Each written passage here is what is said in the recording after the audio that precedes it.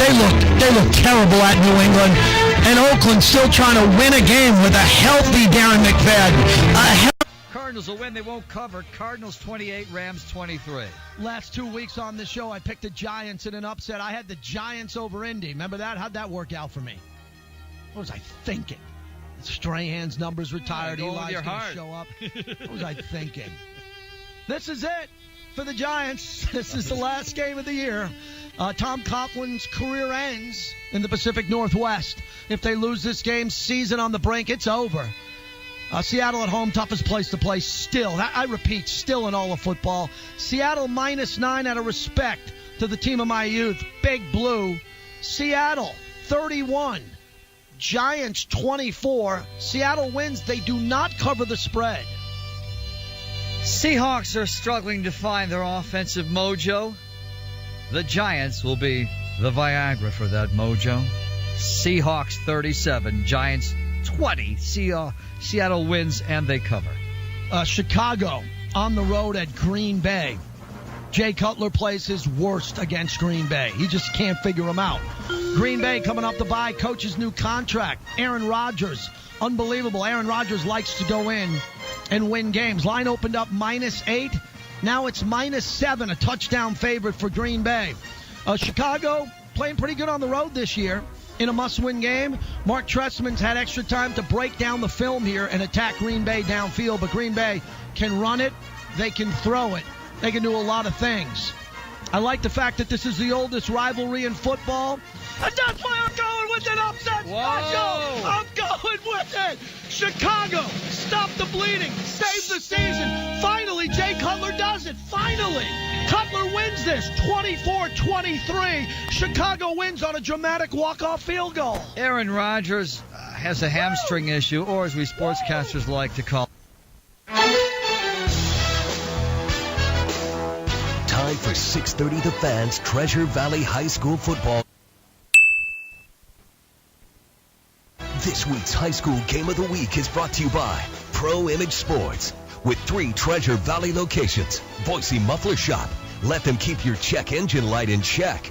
Mountain West Bank, your home for totally free checking. And MyBullfrog.com, your Verizon premium retailer. Now, let's join Wayne DeZubak and Dave Burnett. The game of the week is on Sports Radio 630 The Fan.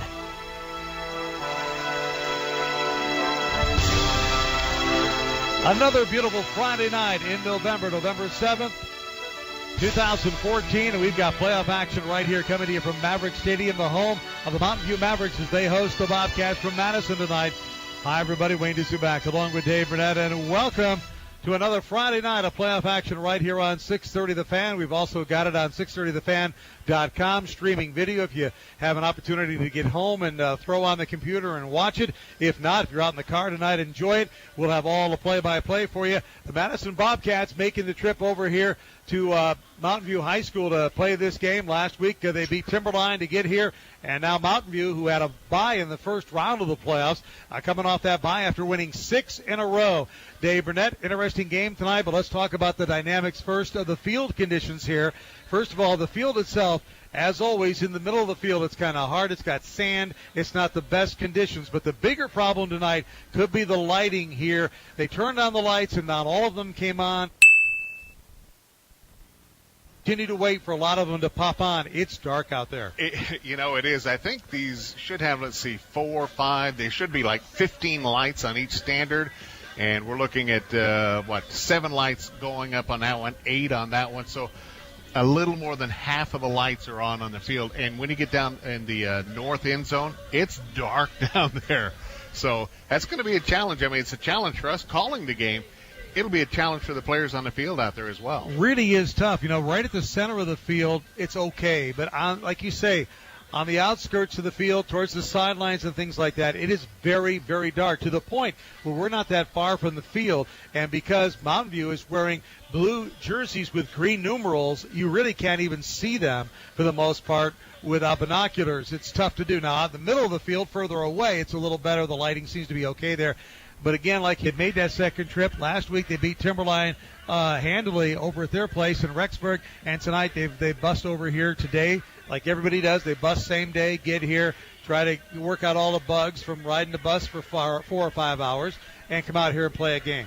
Yeah, it is difficult to do, but since they've done it before, all of these kids now, they know the routine, they know, where they stop, they know what it's going to be like. There's not that anticipation of, how long is the trip going to take.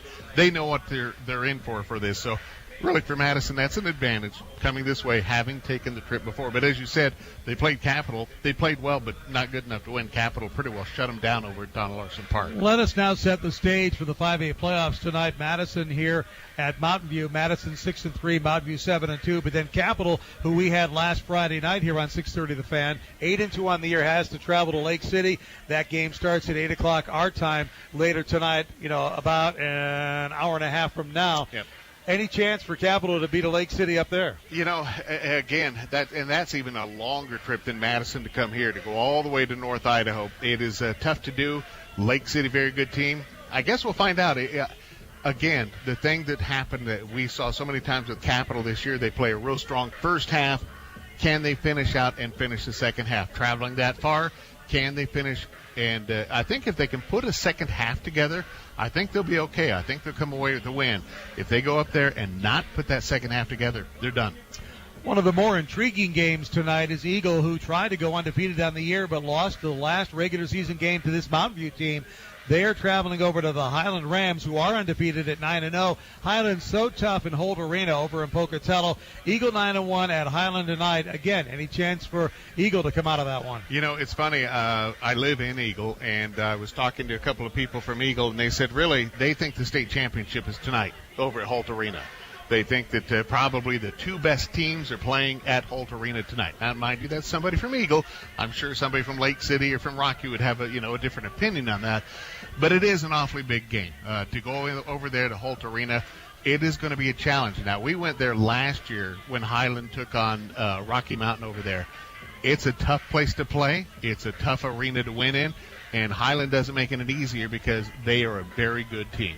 Think about Rocky last year. If you recall, they had a lot of key injuries, including their quarterback. Quarterback could not play. At one point, he was hobbling so bad, just trying to stay in there. That actually helped Highland win that game. But again, Highland's got a lot of talent. Nobody's gotten to them this year. They're 9-0, so they may be rolling tonight. We'll try to keep you posted on that score if and when we get the updates. Meanwhile, though, I'm sure Coeur d'Alene has been through worse situations, and really for the kids, they get out of school. Come on. They get out of school, got to make a trip. So, as far as who wins, who loses tonight, and what happens next week, all those are to be determined. But the Mountain View Madison winner will take on the Capital Lake City winner, and the winner of that Highland Eagle game will take on Rocky Mountain against Coeur d'Alene. So, obviously, if Eagle can win or Rocky wins, you can have a game over here next week. They travel up north. They travel to Highland. Sometimes bad things happen. Wow. Hey, one time when I was doing Oklahoma-Nebraska, I picked Oklahoma to win it, and they did.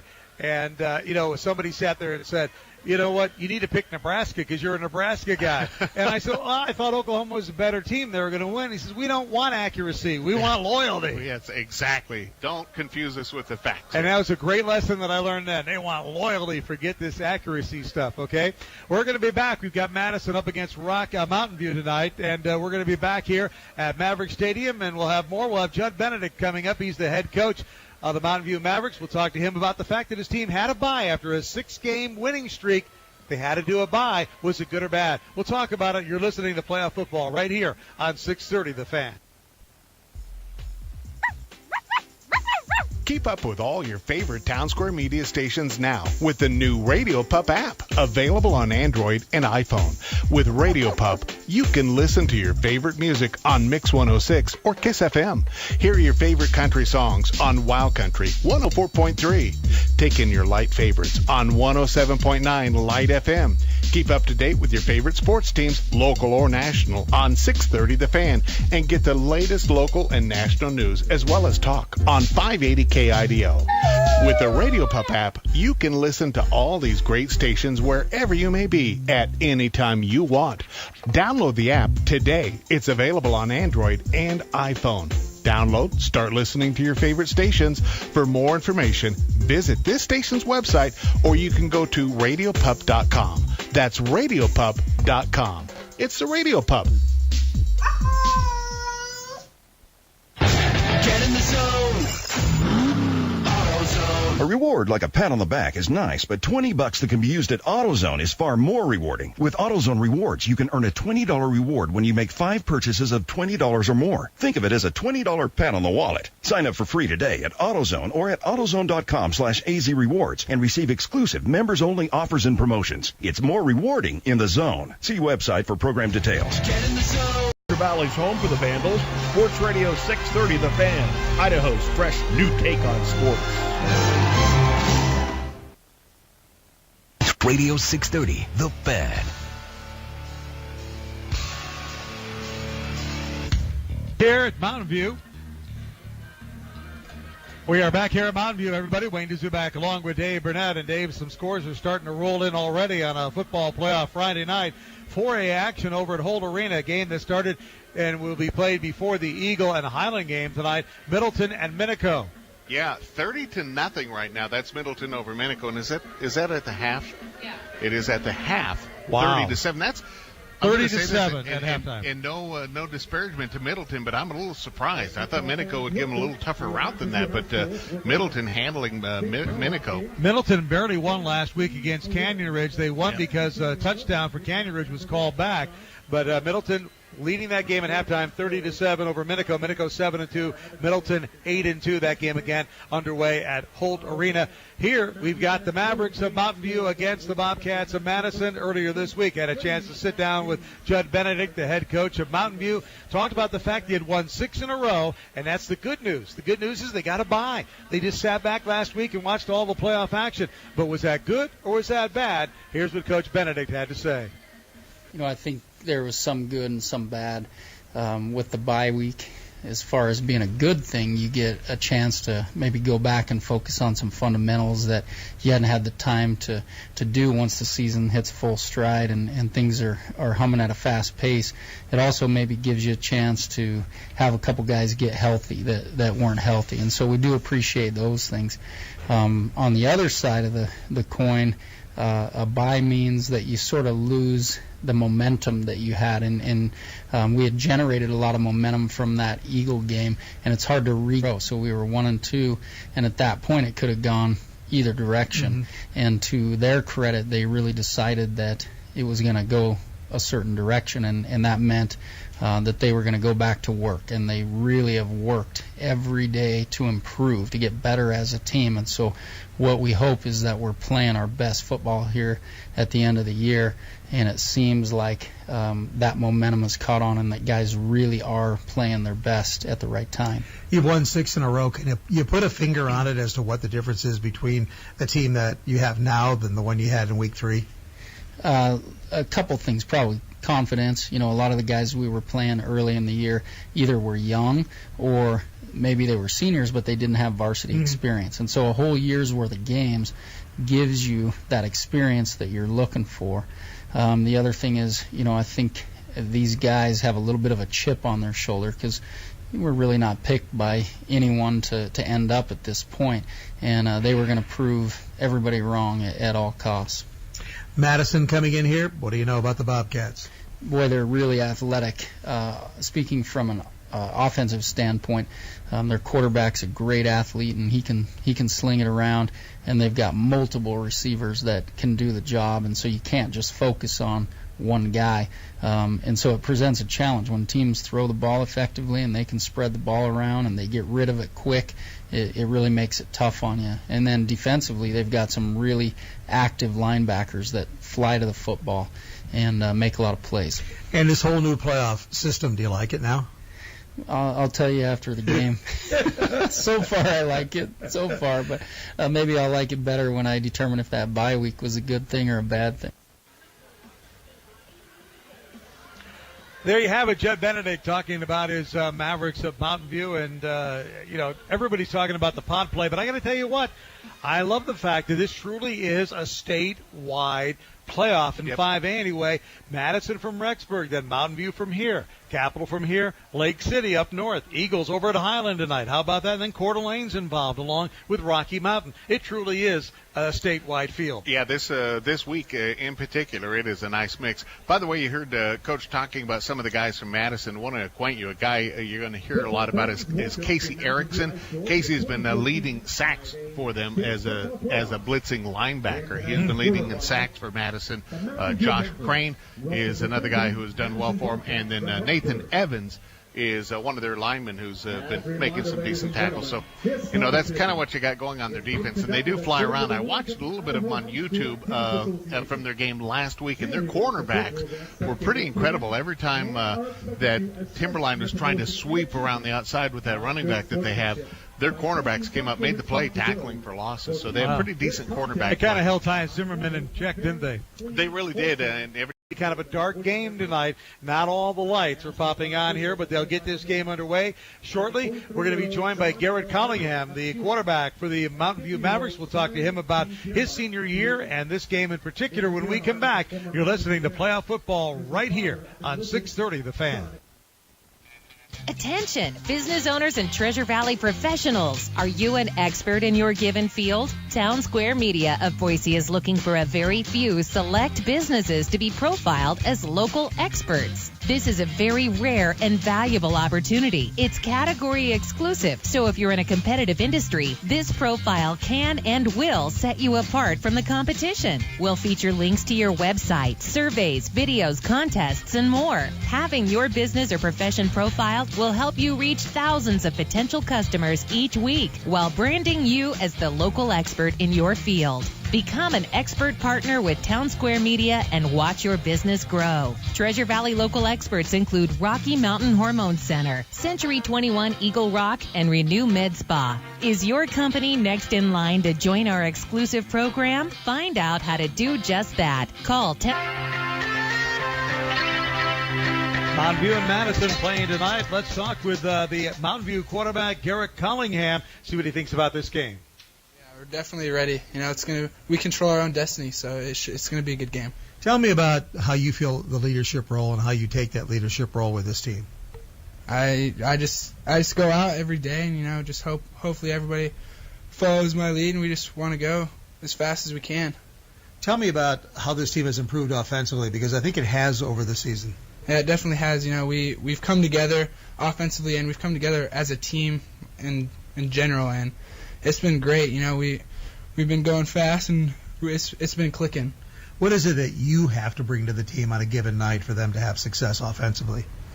I just think, the whole team has to be there, and if everyone's doing their job, I trust the guy next to me, and they all trust me. We don't want to talk this way, but, every game now when you're in a one and done could be the last game of your high school career. Your thoughts about being here at Mountain View and what it meant to you? It's been a good journey, and I just want to keep the journey going and do not want this game to be our last one, and I think we can get the job done. What do you know about Madison? They're a tough physical team. They're fast, and it's going to be a tough game. You don't have to travel on the bus to go all the way over to Rexburg. You got this game in your backyard. What does that mean to you? It's big to have a home field game, and with our crowd, it's really going to help to have our fans. Guys fighting right now for this state title. This is something that beginning of the year you think about. Now, like you said before, you control your own destiny. It's within your reach. Yeah, and that's exactly what we got to do. If we come out and do our job, we can get it done. Garrett Collingham, the quarterback for the Mountain View Mavericks, and of course he's a big kid. He's 6'4", 215 pounds. In fact, I kind of made a mistake after the interview. I was standing next to him. I shook his hand. I said, thanks. I said, wait, you're 6'2", right? He goes, no, I'm 6'4", and I went, oh, excuse me. I keep always thinking that I'm like 6'1" or something. Yeah, you are. He stood over me by about a foot or so. But what I'm really impressed with, what a nice, mature young man that he was. And last week I had a chance to visit with Connor Polson, the Capital quarterback. Same thing, and both were so excited, about the fact that they had an opportunity to play for 4 years at their school. That's one of the things that we find as we both in football and basketball we find there are some very good kids. You hear about kids in trouble all the time. You hear about athletes who are this, that, or the other. But, we're finding there are some real gems in the high school playoff system and the high school sports system. And, we found a few of them. Connor Polson, as you mentioned, one. I saw him after the game last week and congratulated him. They're very humble. That's one of the nice things, the side effect that you find kids that are. Treasure Valley's home for the Vandals. Sports Radio 630 The Fan. Idaho's fresh new take on sports.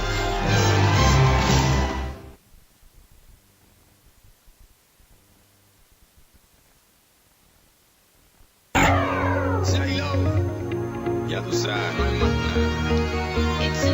It's a football Friday night under the lights, bringing a new meaning tonight because we're under 40% or 60% of the lights, with about 40% of the lights out here. They turned on the lights at Maverick Stadium, the home of the Mountain View Mavericks, and, not all of them came on, and they're still waiting for a few to pop on, and they may do so, but it's really dark in some portions of this field, and really, when you've only got about 60% of your possible lighting, it's not great. No, it's not, especially, and I will say this is not the best lit field under the proper conditions. Right. The corners have always been kind of dark, so especially that north end, which fortunately there's a great big bright full moon that has come up over the horizon, over the foothills, so maybe that'll help light that end zone up. That might help indeed, no question about it. You know, Wayne, as I take a look at this Madison team and what they have, I mean, they're doing well. They're in the state playoffs, but boy, what a future they have. As you take a look at the size of their non-skill position, their linemen.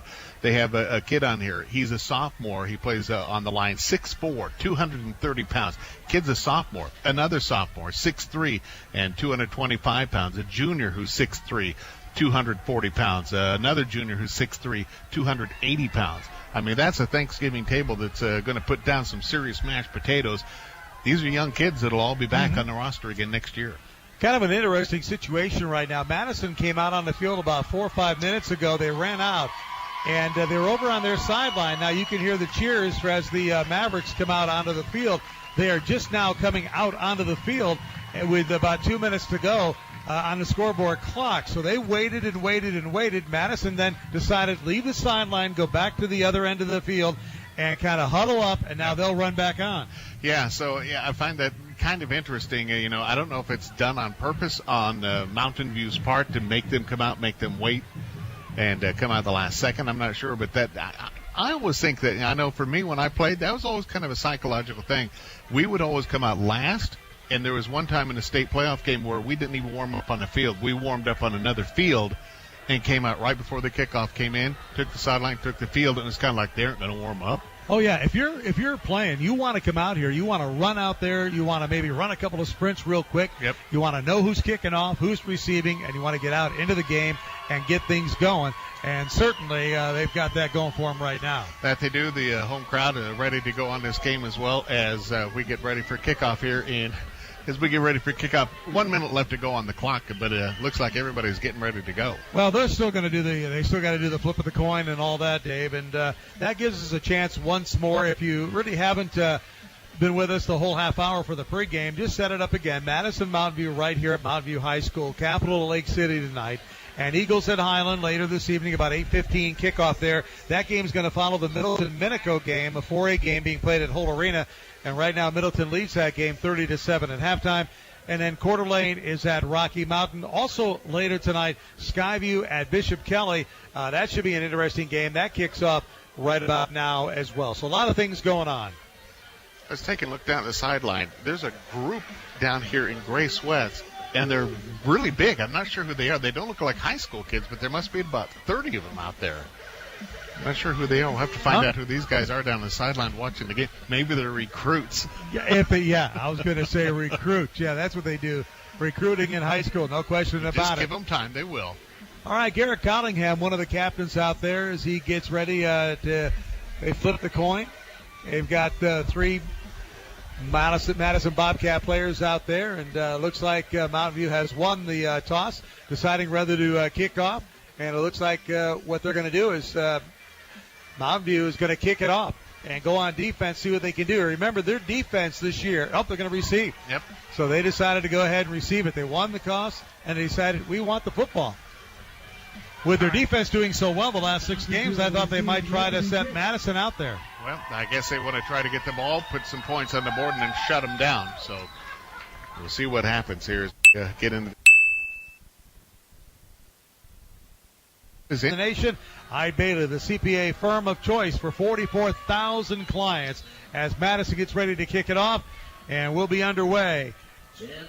It's going to be Skylar Buck kicking it off at the 40-yard line. Puts a foot into it. Trey Bell's going to come over underneath and take it at about the 5-yard line. Goes down the right side, 20, 25, 30. He's got a hole. He's out to the 35, 40. He could go. 40. It's a foot race. 30, 20, 10, touchdown. And just like that, Trey Bell has taken the opening kickoff. Back for a touchdown. No flags on the field, so we're looking good. I was thinking there's got to be a flag on the field on that play. Holy cow. A 95-yard touchdown.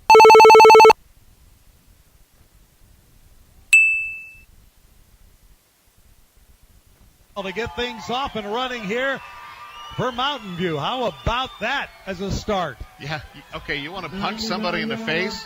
That's the way to punch somebody in the face. Boy. The Madison, look at the Madison sideline. They're sitting there stunned.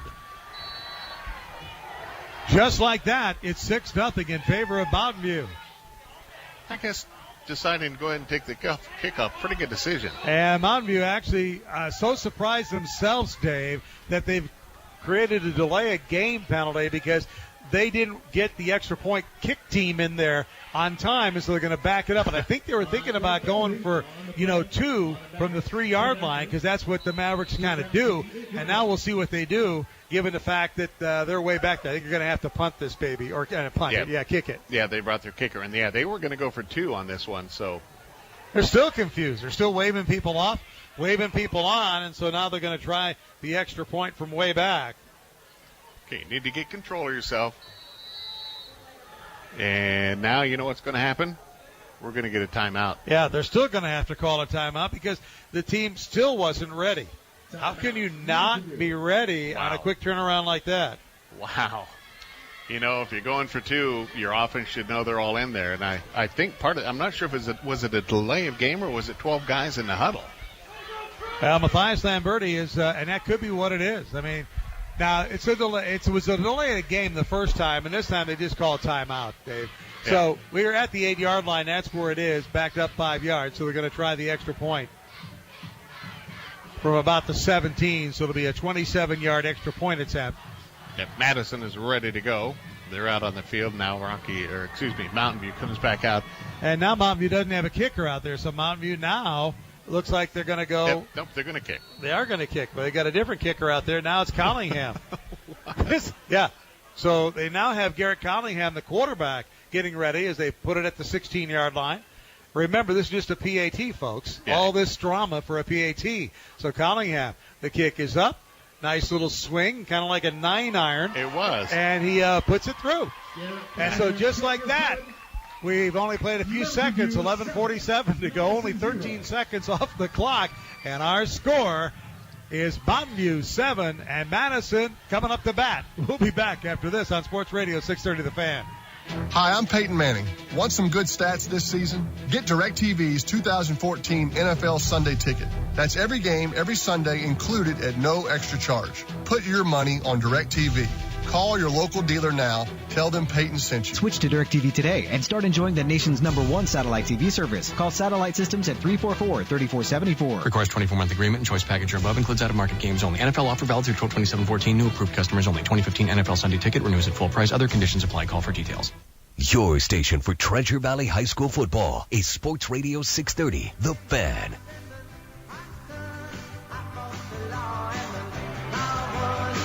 All right, here we go. Collingham going to kick it off again, and deep is Keaton Parkinson and Josh Crane as it's 7-0, and the kick is up. It's going to be a short kick taken by Crane at the 10-yard line. He's at the 20, 25, and now close to the 30-yard line before he is corralled there.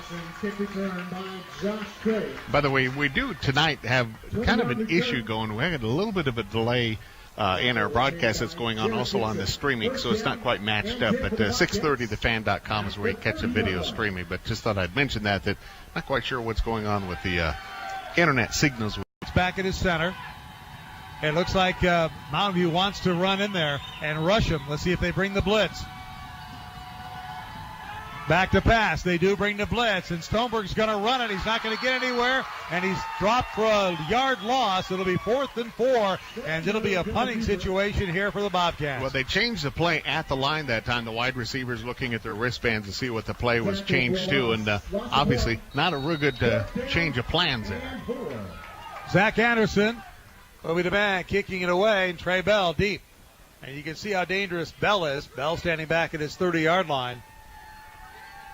Anderson, a big kid, 6'2", high kick. And Bell's going to let it hit at the 30, takes a big bounce and goes out of bounds right away. And let's see where they mark it. Right at the 30, no. It's going to be more towards the 35, 36, 37, 40, right at the 40. That's where they mark it out of bounds, and that's where Mountain View will have it at their own 40-yard line. Well, that's one way to keep Trey Bell from running it back on you, kick it out of bounds. That's about all you can do there. And you got to figure at this point, Madison's a little bit nervous about him. Yeah, think of it as it's only a 25-yard punt, but I guess it's better than a 70-yard return, huh? Yeah, exactly. Madison's going to go with your traditional four-man front. And their linebacker set really deep. All right. Garrett Cunningham at quarterback. He's the lone back in the backfield, sends a man in motion. Fakes it to him, keeps it up the middle, and Cunningham's across the 45 to the 46-yard line. Pick up about 5. It'll be second down and 5. Just a quick little keeper. Linebacker Connor Willis coming up with the tackle on that one. And Cole Goodwin is his running back now to his right. Cunningham in a shotgun. Sends Bell in motion. This time he hands it off to the middle. And Goodwin is hit right at the line of scrimmage. Knocked back. He may have gotten a yard before he was knocked back. Several Madison players in there. Nicky Hepworth was one of the guys making the tackle. So it's going to be a third down and 3, let's call it, the 48-yard line. And maybe a long 2. At the 48, it has to get to midfield. 3rd and 2 from the shotgun. Cunningham back to pass, looking, throwing underneath the coverage. It's complete out at the 48, and that's going to be good for a first down. And a nice catch made that time by Joe Ferris. Again, the junior Connor Willis with the tackle out on the side. So Ferris with the first down reception. They are now into Bobcat territory at the 48.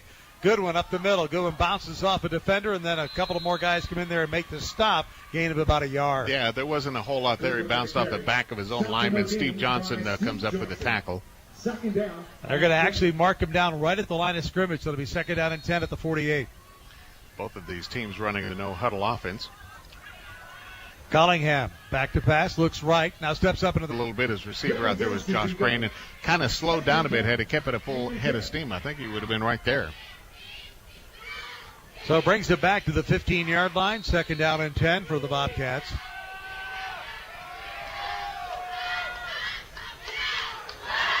Stoneberg at quarterback. Stanger the running back.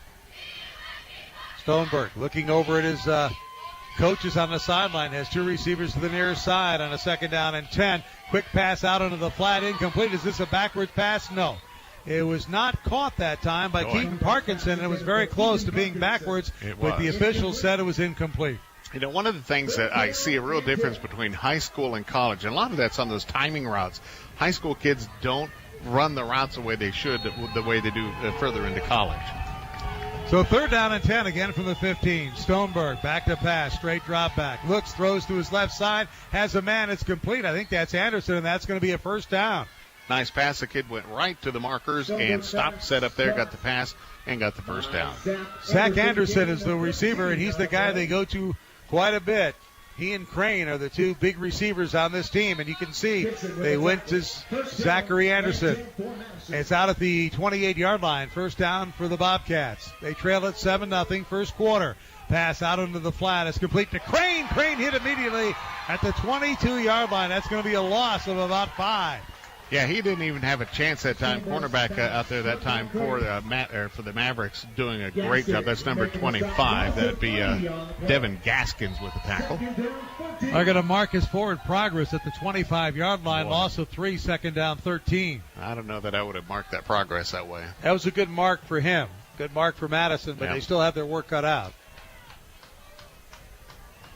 Stoneberg, a 6-footer, 165-pounder, so he's got some height, but kind of tall and slim. Throws over the middle. Quick pass to Crane. Incomplete. I mean, he threw that like a fastball. He did. It led him just a little bit too far, but that ball was released rapidly that time. Number 8, Jared Gibson, was in there on the defense. Yeah, I thought he was Madison Bumgardner, not Madison Bobcat. You know what I'm saying? Exactly. Wow. Had a little bit of a curve on that. Yeah. Third down and 13 from the 25. 4-yard line. A gain of 7. It'll be second down and 3. Mavericks playing that 3-man front. Well, I guess it's kind of a 4. 3 guys get down, 1 guy stands up. They kind of show you everything. Show you a little bit of 4-man, now 5-man coming up into the holes. They're pressing up the middle. And the handoff to Stanger, and Stanger gets a really good shove from his entire offensive line, and I think he got the first down. Yep. That was power football right there. It was, because they started out with a 3-man front that went to 4, then they brought 2 backers up in there. So they had 6 guys stacked up on the line right there, but Madison able to push it forward. So a first down for the Bobcats. They trail it 7-0. We're in the first quarter here. Playoff action Friday night on 6:30 The Fan. Wayne Zubak along with Dave Betts. Quarterback for Madison. Hand it off to Stanger again. No, it's play action fake. Intended the pass for Anderson, and that was woefully short. It bounced 7 yards in front of Anderson. You know, sometimes I think Stoneberg is trying to get that ball so quickly he did not have his feet set that time, and so when he threw it, it just went right into the dirt. Had he stopped long enough to set his feet, he would have had an open guy. Well, he had a really nice fake because he faked it to Stanger up the middle, and I thought he actually handed it off to Stanger. Of course, we only got 60% of the lights here, so maybe that's the problem. It could be. Second down and 10 out of the 38-yard line. Bobcats 38. Oh, high snap, and he hands it off to Stanger just in the nick of time, and Stanger out across the 45 to the 47, and that's a pickup of 9. Yeah, short of the first down, but a nice gain for him. But, boy, that ball it almost got away from him. Stanger, I guess, was that quick because Stanger was almost in the hole before he got the ball. It almost kind of looked like a wildcat play. It was a snap handoff all in one. So third down and 2 from the 47-yard line is where they mark it. Again, up the middle, they hang it off to Stanger, and Stanger trying to establish that run, gets out to the 49, very close to the first down. I think he's got it. Yep, I think he does. They're moving the sticks up they go. So right now, Madison moving the ball kind of at will. And I think what they're doing is smart, Dave. They're trying to establish a little bit of run and come back because the pass is their bread and butter. That's what they're going to beat you with if they're going to beat you. So they're getting the Mavericks honest, having to honor the run. Josh Crane comes this way, as does Zachary Robinson. Play action fake, and this time Stoneberg's going to keep it all the way. He's at the 40 down the sidelines to near the 35 where he's knocked out of bounds, and that's going to be another first down for Madison. You know, Wayne, I think we can see why Stoneberg gets so many yards. He is quick. When he tucked that ball down and went, he is very quick. Well, obviously that was a planned run by Stoneberg because he didn't mess around. Nope. He just, as soon as he got the ball, he just was off and running. So Stanger the lone setback. Here we go. Stoneberg at quarterback. He keeps it, looking to pass. Now he tucks it and runs, and he's inside the 33-yard line, pickup of 3. Yeah, once you get down around that 35-yard line, the field in really poor condition. A lot of sand filled in the middle of the field. Gain of 3 on the play, second and 7. Here come the Bobcats. They trail it 7-0. Clock winding down, 1:20 to go here in the first period. Stoneberg, play action fake, throws out at the outside to Crane. Crane has it, tries to stop and slips at about the 25-yard line before he's out of bounds. That's going to be close to another first down. Yeah, I don't think he quite made it to those markers. He went down before that, but he was within a couple yards. Well, you talked about that field, Dave. Nope, it is good. Yeah, he was pretty close. So a first down for the Bobcats. Crane with the reception. Ball at about the 23-yard line now. From the shotgun, as they do all night long. Here come the Bobcats. Stoneberg at quarterback. Hands it off up the middle to Stanger, and Stanger is stopped right at the line of scrimmage. It'll be 2nd and 10. Stacked up by that Maverick defensive line that time. With the carry, brought down by Moser. Clock running, 57 seconds to go here in the first quarter. 7-0. Our only score tonight has been a 95-yard touchdown return on the opening kickoff by Mountain View's Trey Bell. Stoneberg takes it, back to pass, looking deep down the middle, incomplete, intended for Crane, and there's going to be pass interference called at about the 5-yard line. Yeah, and I think that's probably a pretty good call that time. The Maverick defender had his hands all over him when that ball was approaching him. So Stoneberg at quarterback, back to pass, throws over the middle, knocked away at the last second, almost intercepted. Yeah, that was a real nice play that time by the defensive cornerback. Pass was intended for Robinson. Second down and 10. Kind of hard to pick up the numbers here, Dave, with Yeah. the down in this end zone down here. I thought it was number 29, but there's no 29 on the roster. And we'll figure it out. Again, we do have one more light on up there now. Oh, I can't. Don't make me look at the lights because then that blinds my eyes. Back to pass, throwing over the middle in the end zone. Caught. And they're going to mark him down just shy, I think. That was Crane who caught it. Caught by Josh Crane, pushed out of bounds at the 1 yard line. At the 1 yard line is where they say he's out of bounds. So Crane out of bounds at the 1 yard line. And it's going to be first and goal to go for the Bobcats. That was a real nice pass, so tucked it right in there. Up under center, Stoneberg, quarterback keeper. He pushes it in. No signal yet. Waiting for the signal. Did he get it in? Nope. Doesn't look like it. It'll be second down and goal. Again from about the 1 foot line. Short gain on the play. 13 seconds to go. Now the start the clock again. Let's see if they get this play off before the half. Or before the quarter. Nope, they're not going to. Yep. So they're going to let the clock run down, and we'll start the second quarter with a second and goal to go from the 1 foot line. So we have played 1 quarter here, playoff action at the home of the Mavericks, and our score Mountain View 7 and the Bobcats nothing, but the Bobcats second and goal to go from the 1 foot line when we come back on Sports Radio 630 The Fan. Attention, business owners and Treasure Valley professionals. Are you an expert in your given field? Town Square Media of Boise is looking for a very few select businesses to be profiled as local experts. This is a very rare and valuable opportunity. It's category exclusive, so if you're in a competitive industry, this profile can and will set you apart from the competition. We'll feature links to your website, surveys, videos, contests, and more. Having your business or profession profiled will help you reach thousands of potential customers each week while branding you as the local expert in your field. Become an expert partner with Town Square Media and watch your business grow. Treasure Valley local experts include Rocky Mountain Hormone Center, Century 21 Eagle Rock, and Renew Med Spa. Is your company next in line to join our exclusive program? Find out how to do just that. Call Town Square Media, 275-8144.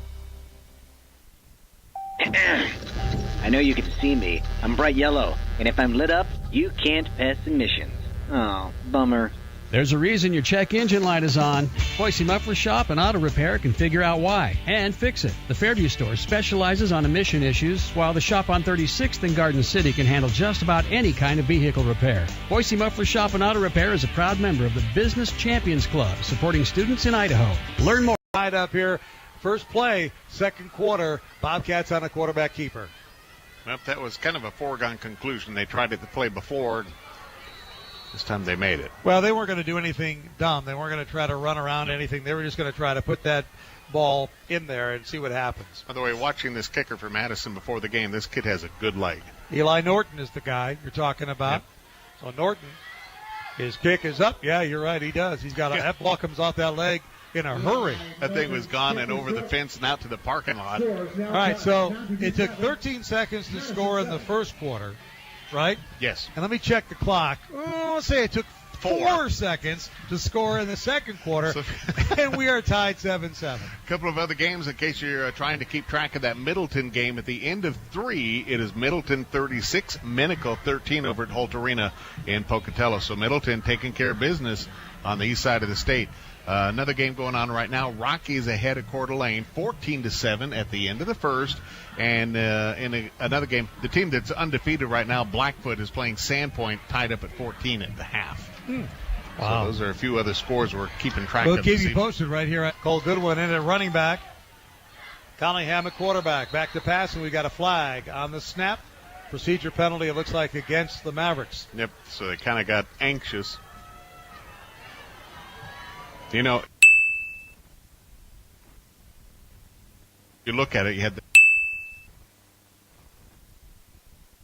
on the kickoff, and since then the Mavericks have moved the ball but fallen apart at the end of drives. So they really need to establish a drive and finish it off with points here. First down and 15. The ball now marked at the 30-yard line.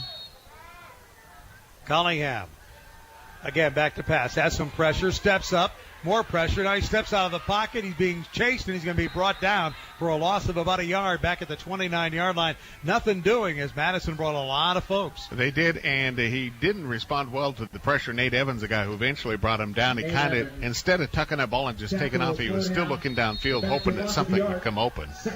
All of it's second down and 16 now. Collingham steps up into the pocket, over the middle, wide open. It's Goodwin, makes the catch at midfield. The Bobcats, and keeps pushing all the way down to the 46-yard line. Nice catch tackle by Michael Powell that time, but not until the damage was done. We have one of the Madison players down as well. A gain of 34 yards, and it'll be first down for Mountain View. And as you mentioned, a Bobcat down, so they'll come out and take a look at him. Let's take a 30-second break here. We'll be back in a minute. Mountain View with a big 34-yard gain. They'll have first and 10 when we come back in a tie ball game. Second period here from Mountain View on 630 The Fan. Depot, get a Frigidaire French door refrigerator. $98. A special buy that will save you over $800. So let's do Black Friday. It's the large capacity we need, the French doors and stainless steel we want, at a price we can't believe. Let's do this. Save over $800 on a Frigidaire French door refrigerator. More saving, more doing. That's the power of the Home Depot. Valid through December 3rd, U.S. only. See store for details. Your station for Treasure Valley High School football is Sports Radio 630, The Fan.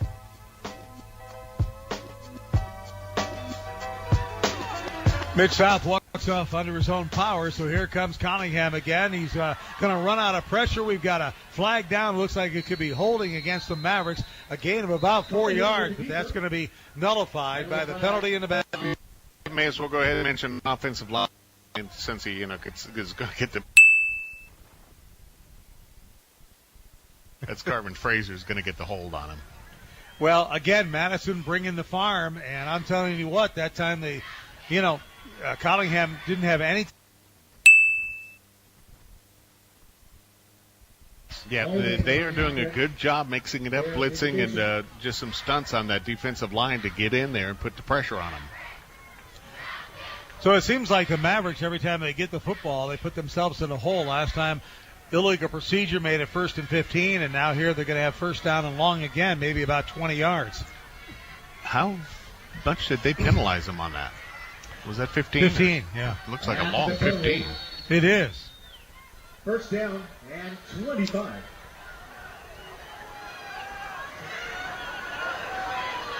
That's a long way to go for first down. It is. First down and 25 from the 39-yard line, their own 39. They were in Bobcat territory. Collingham going to his left, and again, he's got people chasing him, and he's brought down from behind. Boy, I tell you what, he is just not getting much time there. That time it was Bryson Sidaway making the tackle on the far sideline. Down at the 35-yard line. Again, a loss of 4, so now you're talking almost 2nd and 30. Back a bag. Yeah, almost 2nd and 30, folks. So from the shotgun, everybody looking over the sideline. Do we have a 2nd down and 30 play, Coach? No. Let's just get them in halves.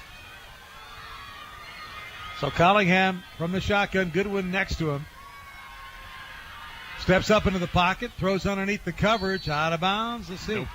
No incomplete. Good. That time it looked like Collingham almost kind of like throwing a dart, just kind of directed that ball rather than just letting it go, trying to. The Bobcat waved it off and decided he's just going to get out of there. But and I'm not sure if it's the field conditions just this late in the year that it just didn't roll quite as much as he was hoping it would to the end zone. I think the big thing right now is that you got to remember that the Mavericks are coming off a bye, and Coach Judd Benedict told us this week. He said that could be good, that could be bad. You just don't know. So right now they've not been able to get a running game going. Yeah, looking a little rusty so far. All right, Stoneberg, the quarterback, fakes it, rolls to his right. He's going to keep it. He's a good runner. Gets a few yards out across the 20-yard line. Stoneberg does a lot of running for him. He'll do that. He'll roll out and decide whether to throw or run. And as you look at the statistics, he leads in the team in rushing. He picks up 6 on that run, so it's a 2nd down and 4.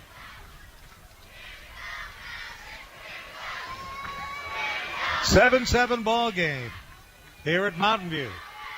High snap. They get it down to Stanger on the handoff up the middle. Nothing there, but he's still going. He's still kind of keeping those legs moving. Still not going to get anything. But, boy, I tell you what, he's a hard guy to bring down. He is. A lot of guys trying to tackle him up around the shoulder pads, and that's not going to do it. You're going to have to get low to bring him down. Third down and I'll give him a yard, so 3rd down and 3. Mavericks hoping to get a stop here to get the ball back in decent field position. Ball at about the 22-yard line. Need to get past the 25 for the first down. 3rd down and 3. Mavericks weren't ready. They only had 10 guys on the field trying to run a defensive lineman out at the last second, so they had to call a timeout. So timeout on the field. Let's keep it here, Dave. Yep. Right now we've got 8 minutes, 42 seconds to go in the first half. Tied at 7. The Bobcats and the Mavericks, and a couple of other scores you told me about just a little while ago. Yep, in fact, I got another one here. Bishop Kelly now is leading Skyview. This is the end of the first quarter. BK up over Skyview, 14-0 right now, shutting them out. Rocky Mountain over Coeur d'Alene, 14-7 at the end of 1. Blackfoot Sandpoint tied at 14 at the half, and Middleton, last we knew at the end of 3, was ahead of Minico 36-13. And, of course, if Middleton wins that game, they would take on the winner of that Blackfoot and Sandpoint game. Yep, and that could be a huge game. Blackfoot struggling right now. In fact, I think we're going to get an updated score here. Yeah, we will. We'll get an update on the Blackfoot game here. How about that? It is 21 to, where are we at here? 21-14? 21-14 at the half. Who? Oh, I'm sorry. You want to know that? And the score is 6. Blackfoot in the lead. Blackfoot has the lead, huh? Yes. And our score in the third, 6-6. You know. All righty, here we go. 3rd down and 3. Stoneberg in the shotgun, yelling out to his receivers. He's got trips to the near side of the field. Got Stanger as the lone setback. They fake it to him. Stoneberg back. It's hit as he throws, and incomplete. He paid the price on that one. Whoever's playing left tackle for Madison did not block that tackle coming in, and he just leveled. Right at the ground. For some reason, he never stepped up to catch the ball, and that could be the lighting a little bit, do you think? It might have been. He didn't step up, but he was able to fall on it and save it, and then he got hit by a guy. He was down on his knees, and one of the Madison players hit him while he was on the ground, but the refs did not throw a flag. He got up looking, going, hey, you going to call that or not? And they did not. All right, they've got the ball. Mountain View does at the 38-yard line, their own 38-yard line, in a tie ball game. And let's see now if for some reason Mountain View can get something going on the ground, because so far that has not happened. Cole Goodwin has not been able to find a hole tonight to run through. Collingham sends a man in motion. Keeps it up the middle, and he gets nothing. Faked it to Goodwin and got 2nd down and 10. Yeah, nice play by the Bobcats that time on that defensive line where they just pinched down and shut everything off. So far, the defensive line for Madison is manhandling the Mavericks. 2nd and 10. 2nd and 10 now. Ball at the 38-yard line after no gain. Collingham, the lone back in the backfield, sends a man in motion. Lone back there. In the shotgun, takes the direct snap, just takes it right up the middle, weaves his way through, and he's close to another first down inside the 40 to the 39-yard line. It's the first time we've really seen much success there with him going up the middle. They've been stopping him with just a yard or a loss, but that time able to get up to within a yard of the first down. Yeah, they're going to mark it about a foot shy. Collingham, let's see what they do here, and I think we're going to get encroachment on the defense. Yeah, the defense. Collingham kind of looked over to the side just as he did. The defense kind of moved, and so that's going to be a first down, a 5-yard penalty. They'll get it via penalty, and that's a first down for the Mavericks. The ball is placed at the 34-yard line, 1st and 10. Ball at the 34-yard line. From the shotgun, they hand it off up the middle. Cole Goodwin. Again, just power football right up the middle. It's been working. This time a gain of about 3 or 4. Goodwin up the middle. Just made a mistake, and I looked up at the lights to see if any more had popped on. No, bad move. And then you look back down, and you can't see a thing for about a second. 2nd down and 5. Again, handoff up the middle. Goodwin is they're just trying now to power it, get back to that thing that you can do that'll make the pass so effective. 6 minutes to go here in the first half. Tied at 7, 3rd down and 3 after a 3-yard gain. Again, Goodwin, the running back. Collingham back to pass. Now he's going to tuck it and run, and he's got the first down, and he's down to the 20, maybe the 19-yard line. That's good for another Maverick first down. I have been impressed with the secondary of Madison. Those cornerbacks, they had everybody covered, so tuck the ball and run. He had nobody open. First down. Goodwin powering up the middle again. This has been working, that middle. He gets a couple of 3 yards. Goodwin up the middle. Well, I think perhaps the offensive line is scheming things just a little bit differently this time around because they're doing a better job of moving that Madison D line. This is my favorite broadcast position right now. I have to lean out the window to see what's going on. Collingham keeps it right side down to the 15, down to the 10. He could score. He's in. Touchdown. Nobody could get Collingham down, and everybody would try to arm tackle him, and he just kept working his way through it and got into the end zone. Well, when you're 6'4" and guys are trying to tackle you up around the shoulders, you're not going to bring down a kid who's 6'4", and that's exactly what happened. Able to spin right out of it, get to the end zone. So a nice little run by Collingham. It looked like he was stopped about 2 or 3 times on the play, but he just kept breaking away from those tackles and puts it in the end zone with 5:06 to go in the first half. It's 13-7 Mavericks, and they're going to go for 2. 175-pounder. He caught one pass for a first down, but hasn't been in the play action at all. This time they throw out on the outside. They've got flags everywhere. I'm not sure exactly what happened there. The catch was made by Crane. Yeah. I don't think that looks good for the Mavericks, though. Intended for Josh Crane. I think you're going to probably see holding. The officials, all 4 of them, are gathered together talking about it. Let's see what the call is.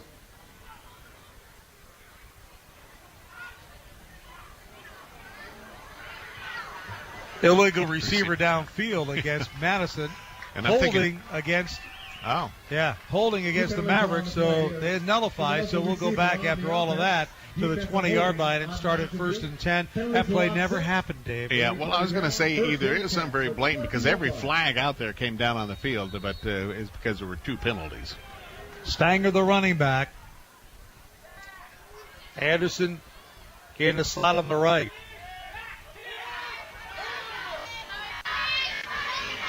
First down and 10 from the 20-yard line. The Bobcats down here 14-7. Mavericks lead it, showing blitz. They come around the outside, and Stoneberg runs up the middle, makes a nice move, and we got another flag down. He's still going, Stoneberg. He's out to the 40, out to the 43-yard line. Let's see what the flag is. It could be holding against the Bobcats, but a nice big run by Stoneberg there. You know, Stoneberg, and I know he plays quarterback, but really he could be playing a flanker back. He is very fast, some very good moves. That's going to bring it back, though. I'm sure it's holding somewhere along the way. Holding against the Bobcats. So right now Madison kind of has what the Mavericks had going earlier, trying to, 3 steps forward, 2 steps back. They're going to bring it back to the 12-yard line. Yeah, I guess that'd make it 2 steps forward, 3 steps back. So it's 1st and 20 now for the Bobcats.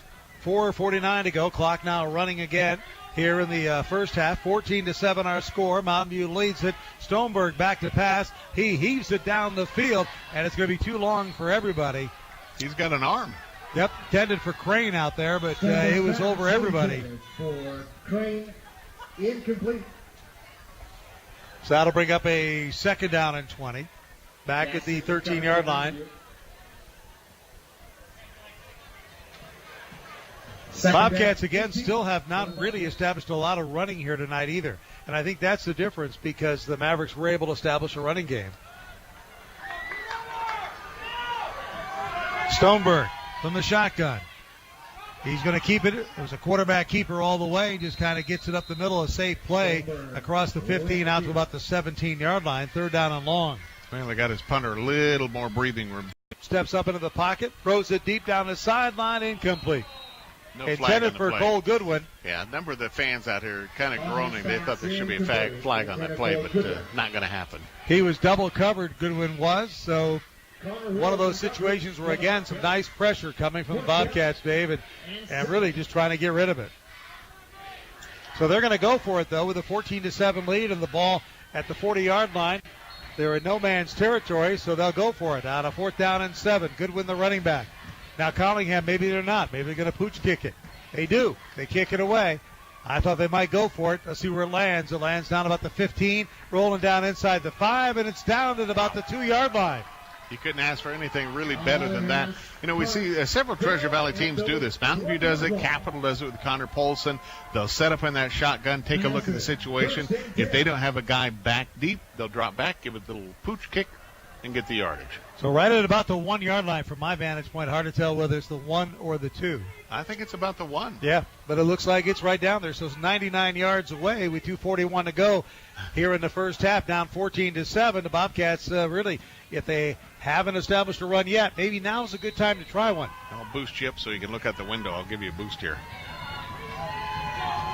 We talked about it before. Some of these high school press boxes, they are not built for broadcasters. Nope.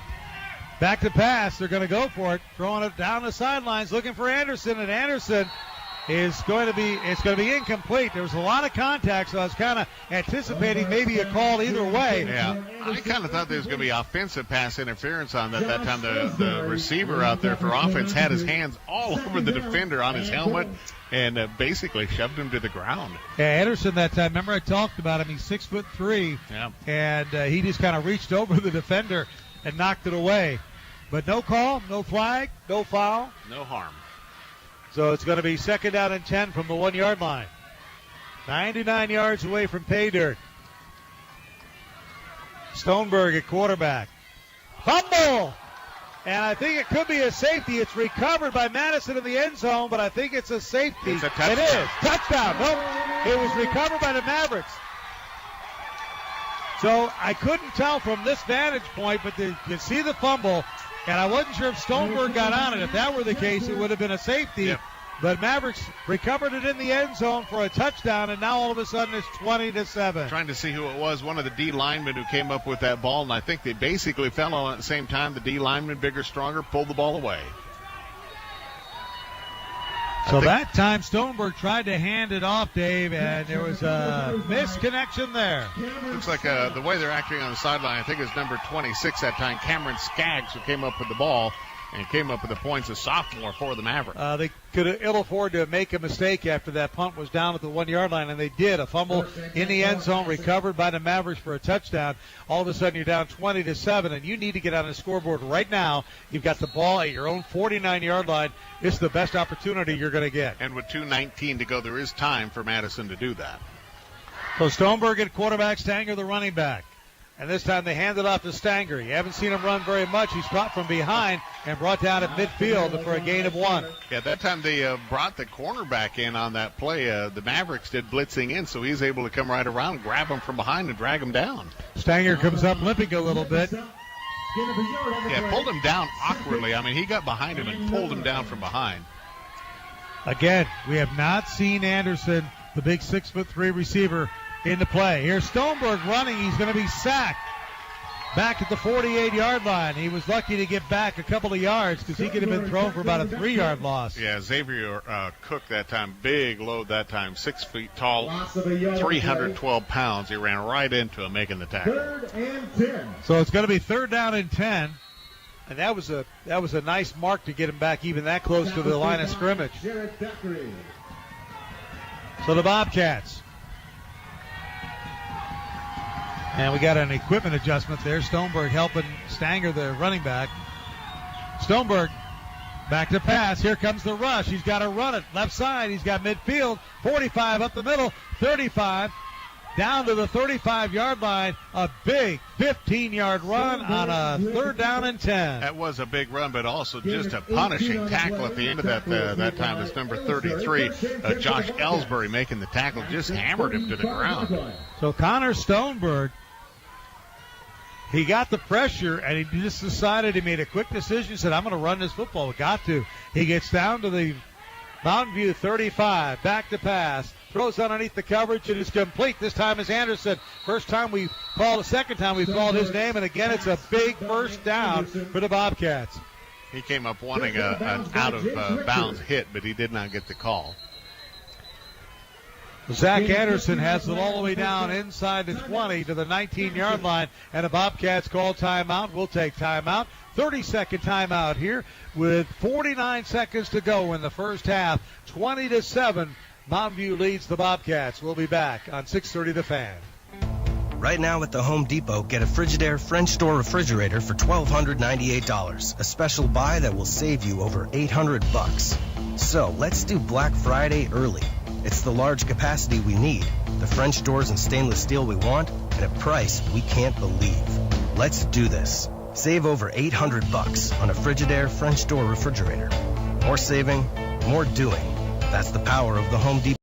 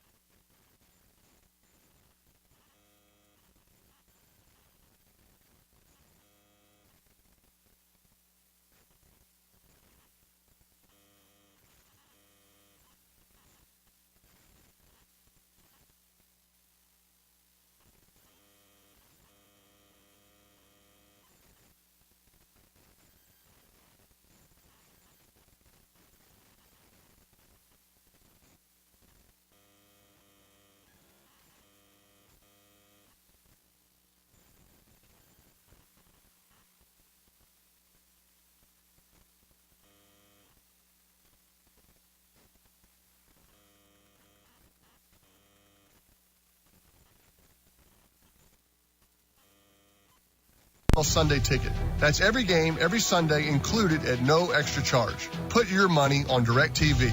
Call your local dealer now. Tell them Peyton sent you. Switch to DirecTV today and start enjoying the nation's #1 satellite TV service. Call Satellite Systems at 344-3474. Requires 24-month agreement and choice package or above. Includes out-of-market games only. NFL offer valid through 12/27/14. New approved customers only. 2015 NFL Sunday ticket renews at full price. Other conditions apply. Call for details. I know you can see me. I'm bright yellow, and if I'm lit up, you can't pass emissions. Oh, bummer. There's a reason your check engine light is on. Boise Muffler Shop and Auto Repair can figure out why and fix it. The Fairview store specializes on emission issues, while the shop on 36th in Garden City can handle just about any kind of vehicle repair. Boise Muffler Shop and Auto Repair is a proud member of the Business Champions Club, supporting students in Idaho. Learn more at BoiseMufflerShop.com, where it's lights out for Mr. Check Engine Light. Looking to save a little money this year? Visit MyBullfrog.com, your local trusted Verizon wireless retailer, and switch your home phone service now. For as little as $20 a month, you can keep your existing home phone, same number, and enjoy unlimited long-distance calls. This service is packed with your favorite calling features like caller ID, call waiting, and three-way calling. Visit any of their Treasure Valley locations for more information. Shop local and stay connected. Learn more at MyBullfrog.com.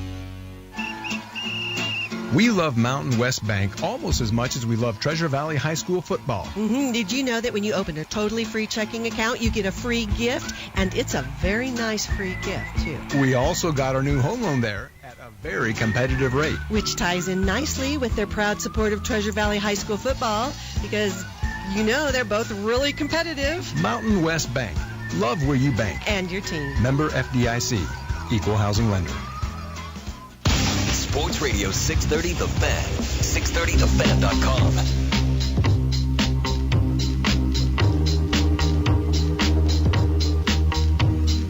And again, a Friday night in the Treasure Valley, and we are sitting in a high school football venue tonight. Mountain View leading Madison by a score of 20-7 at a halftime. Wayne Zuback, Dave Burnett with you, and you've got another. Dave. Yep, out of the north part of the state right now. What we're doing is perfect. You know, I think the big thing is that what he said to him earlier, we've got to establish a run. We've got to take it right to them. We've got to run right up the field on them. And that's what they started doing. They had Cunningham run up the middle. They had Goodwin running up the middle. So they were doing what they had to do because the passes weren't working without the runs. And so once they got the run game going,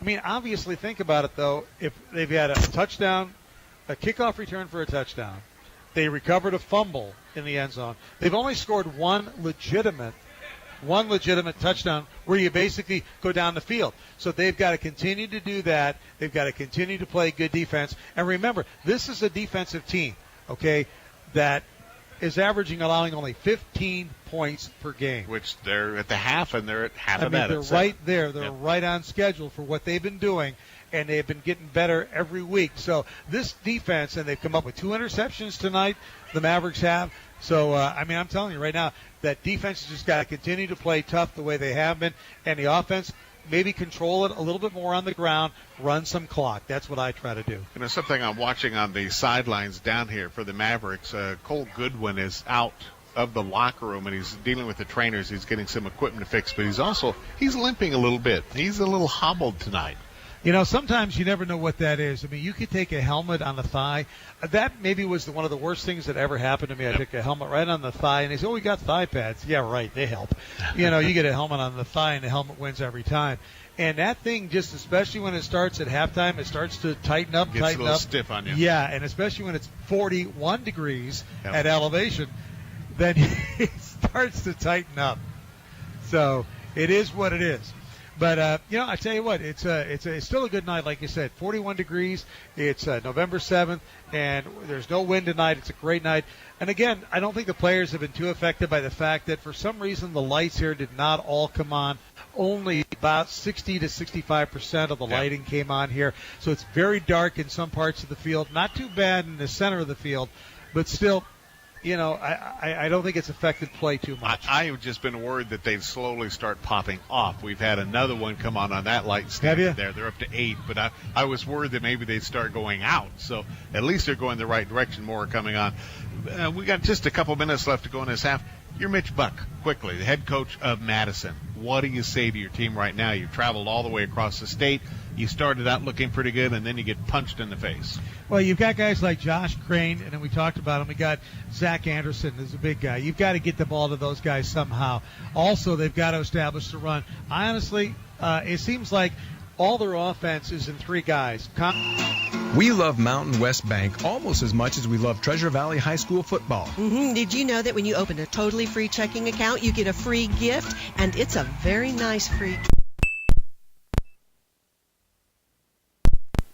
We also got our new home loan there at a very competitive rate. Which ties in nicely with their proud support of Treasure Valley High School football because, you know, they're both really competitive. Mountain West Bank. Love where you bank. And your team. Member FDIC. Equal housing lender. Your station for Treasure Valley High School football is Sports Radio 630, The Fan.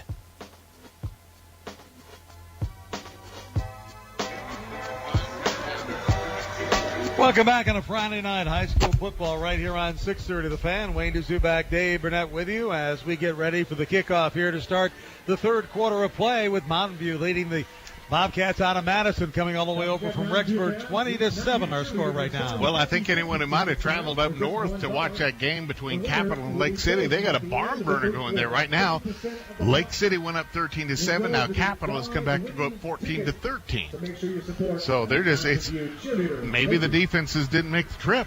Wow, we got a couple of good games going right now. One in 4A, Sandpoint and Blackfoot going back and forth, and now Capital and Lake City going back and forth. Yep, and in the Rocky game going on right now, it's Rocky 28, Coeur d'Alene 14. Well, don't count Coeur d'Alene out of that game for sure. All right, the Bobcats are going to get the football to start this second half. We'll see what they do. It's a very important drive for them.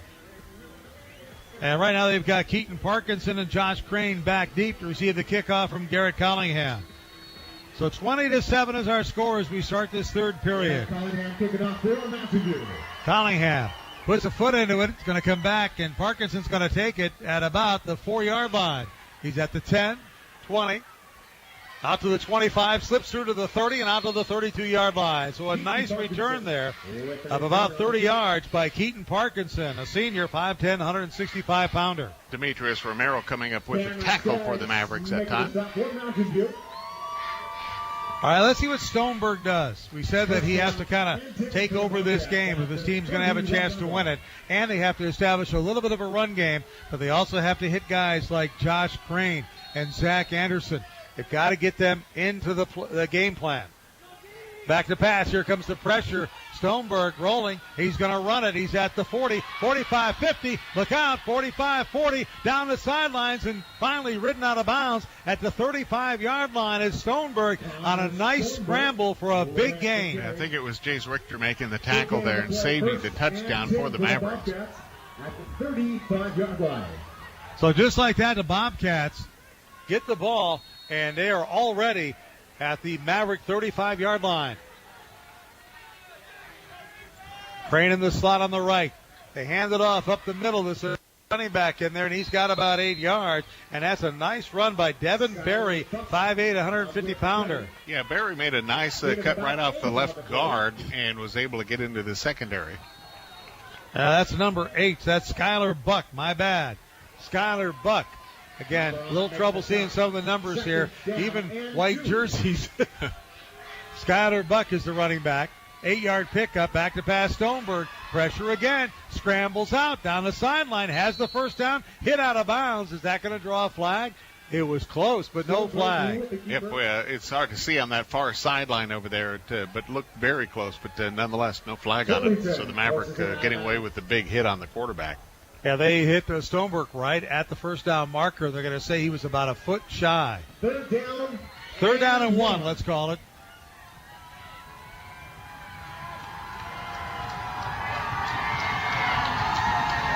Again, Buck, the running back. They hand it off to Buck up the middle. He's got the first down and then some, down to the 15-yard line. Yeah, it was a nice drive. He burst right through that defensive line and was able to get into the linebacking core of the Mavericks that time to pick up the first down plus some. It's marked at the 20. So at the 20-yard line, first down for Madison. They've come out trying to establish that run. Stoneberg rolling to the right, throws it, knocked away at the last second. That pass was intended for Parkinson and knocked away. Nice play in the secondary by the Mavericks that time. Able to pick up, get a hand on that ball and knock it away. Second down and 10. They'll bring the ball back to the line of scrimmage at the 20-yard line. Maverick fans are a little bit uncomfortable here with the way the Bobcats have come out. They knew this was an important drive, the Bobcats did. Stoneberg, quarterback keeper up the middle. And he'll get it down about the 18-yard line. Gain of 2 is all, so now you're looking at a third down and 8. And a big play coming up. Something I don't know that I've ever seen before, and that is everyone on Madison's team has those wristbands on it. When they call in a play from the sideline, even the linemen are looking at wristbands to see what the play is. I don't know I've ever seen that before. Stoneberg rolling left, throwing it back in the end zone, knocked away, almost intercepted. Another great play by that secondary for the Mavericks. Yeah, secondary doing a great job for Mountain View right now as they've come up with several big plays here. So it'll be second and goal from the 6-yard line, bringing it back. Getting that spread offense from the Bobcats. They've got everybody off to the left side, which is the far side of the field. Ball on the near hash mark from the 6-yard line. Second down.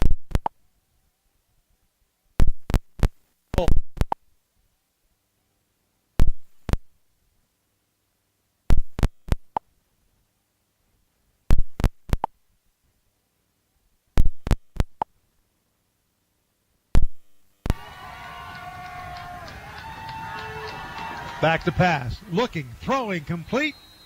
Touchdown. And then it's caught there by Zachary Robinson.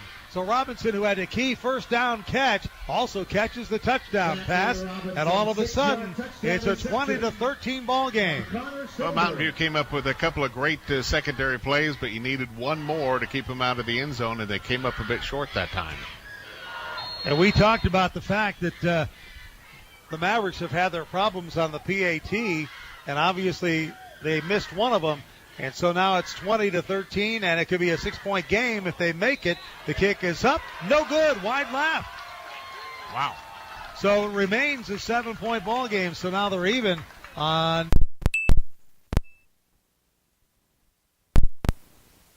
extra points. So with 9:09 to go here in the third period, the Bobcats take the opening kickoff of the third period right down the field. We'll take a 30-second timeout. When we come back, our score, Mountain View 20 and Madison 13 on Sports Radio 6.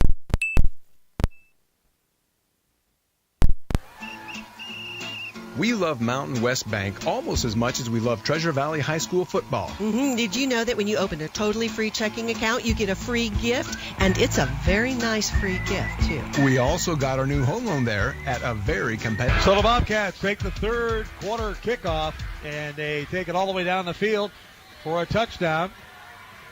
And it's now a 20-13 ball game. The Mavericks lead it. And Eli Norton will kick it off for the Bobcats. Trey Bell is deep. Let's see if he tries to kick it off to Bell. This time it's kind of a squib kick. Rolls around at about the 10-yard line. Bell picks it up at the 5, comes to the near side, trying to get to the near side of the field, and he's going to be down inside the 10-yard line. Wow. I don't know if anyone told him, but he was running east to west. He was going sideways on that and not coming up the field. That was a great squib kick, and it was all the way on the left side of the field. And when Bell picked it up, he just kind of turned to his left, trying to get it all the way back to the other side of the field. Like you said, he was running east-west. That doesn't cut it. That doesn't make it. It was able to string it out. Madison able up there to get the tackle and to put them deep in their own end. That ball's at the 9-yard line. That's where the Mavericks will have the ball. First down and 10, their own 9. Let's see if the Bobcats really get aggressive here on defense with 9:03 to go in the third period, and now within a touchdown. One possession game. Handoff up the middle to Cole Goodwin. And Goodwin gets a couple out across the 10 to the 11-yard line. I said the Mavericks can't afford to get conservative here right now. They got to go back to what they were doing, opening it up just a little bit. Collingham in the shotgun. Gain of 3 to be second down and 7 from the 11. Throw it out in the field. That's a Goodwin who takes it, and Goodwin is upended. And he is going to be thrown for a loss on that pass in the flat. Yeah, that was a big hit out there on that far side. I think it was number 22 making that tackle that time.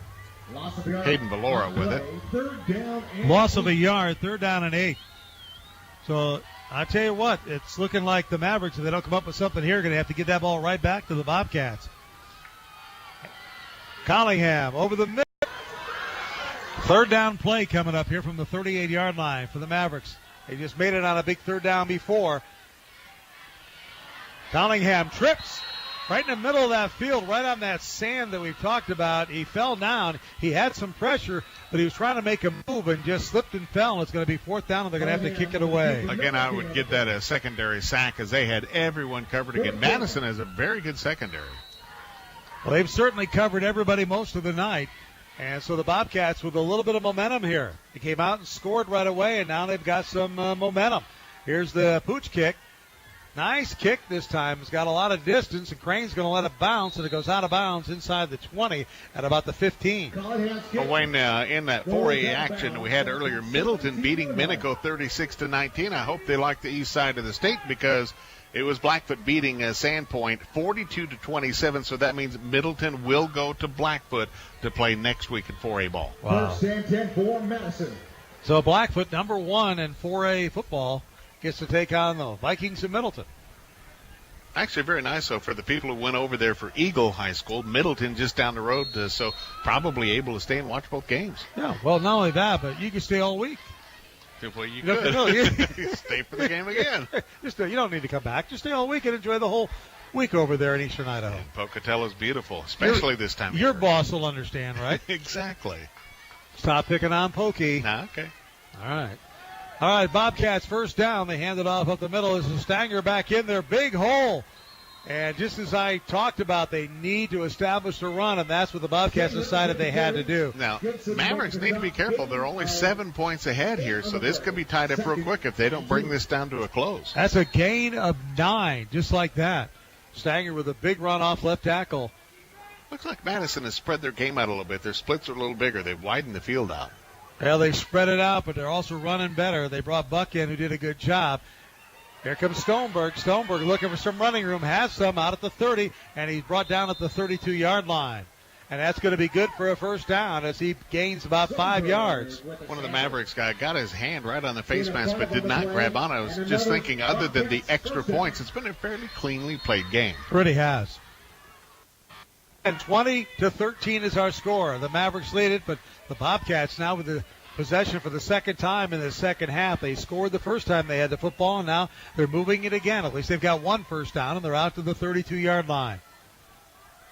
Pressure showed. Stoneberg keeps it, and he bounces it outside across the 35 to the 36-yard line, pick up a 4. Linebacker for the Mavericks coming up to make that tackle. Mavericks have switched to, it looks like more of a 3-man front and bringing a couple linebackers in there standing up and sometimes backing out. By the way, right now, Highland is leading Eagles 7-0. So at the 49 is where they mark it officially. 1st down for the Bobcats. Stoneberg rolls right, throws high, incomplete. His receiver needed about 7 inches taller to be able to make that catch. Zach Robinson's only 6 feet. Need to be 6'7", then to be playing basketball.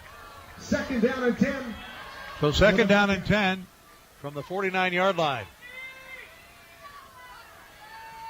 Again, the Bobcats trail it 20-13 here in the 3rd period, and we've got 4:49 to go. Stoneberg in the shotgun is going to keep the ball. Running up the middle, gets to midfield, so it's only a gain of a yard. It'll be 3rd and 9 for the Bobcats. Plays have been coming off very quickly on both sides of the ball. About the longest time we have a delay if it's a long pass down the field that's incomplete. It was 20-7 at halftime. The Bobcats came out and drove down the field after taking the 3rd quarter kickoff and scored, missed the extra point, so we're at 20-13. Stoneberg has some running room. He's at Tom. Your station for Treasure Valley High School football is Sports Radio 630, The Fan.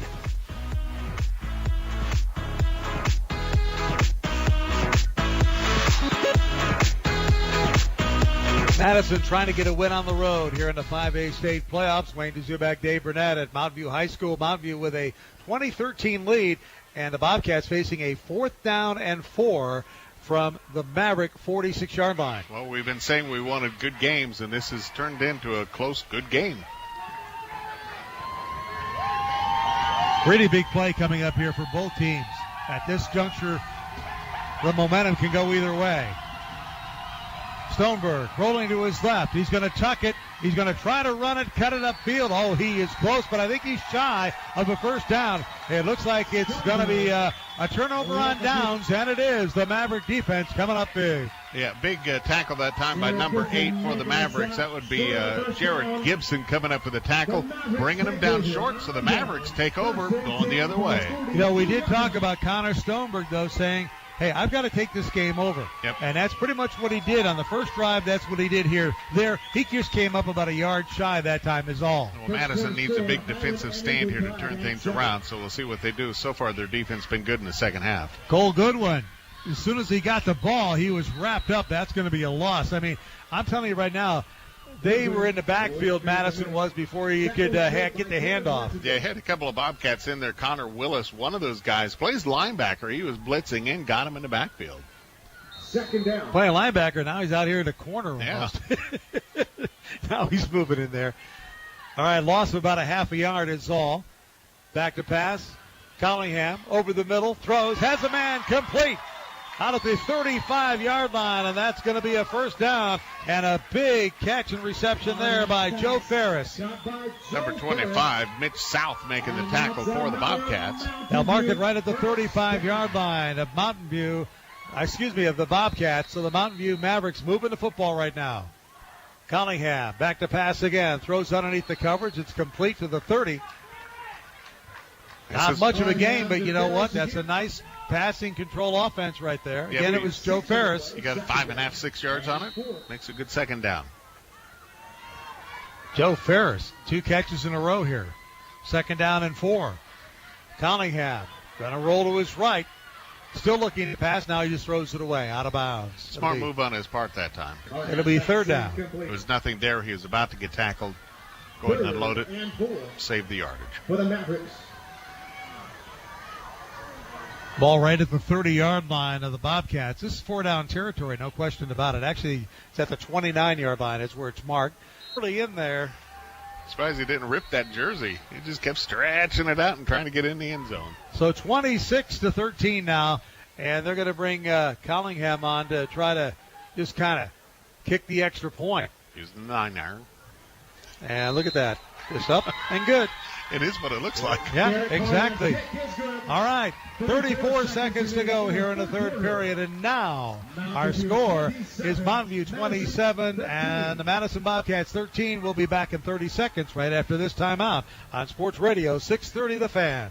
Pro Image Sports is the source for everything for the sports fan. NFL, NBA, college, and Major League Baseball gear from Nike, New Era, and more. Boise Town Square, Karcher Mall, Nampa, and the Village at Meridian. Pro Image Sports is a one-stop shop for every fan in your family, with hundreds of teams and thousands of items. Pro Image Sports is the source for all team name gear. Locally owned and serving the Treasure Valley with 3 locations. Boise Town Square, brand new Village at Meridian, and the Karcher Mall in Nampa. Sports Radio 630 The Fan. 630thefan.com.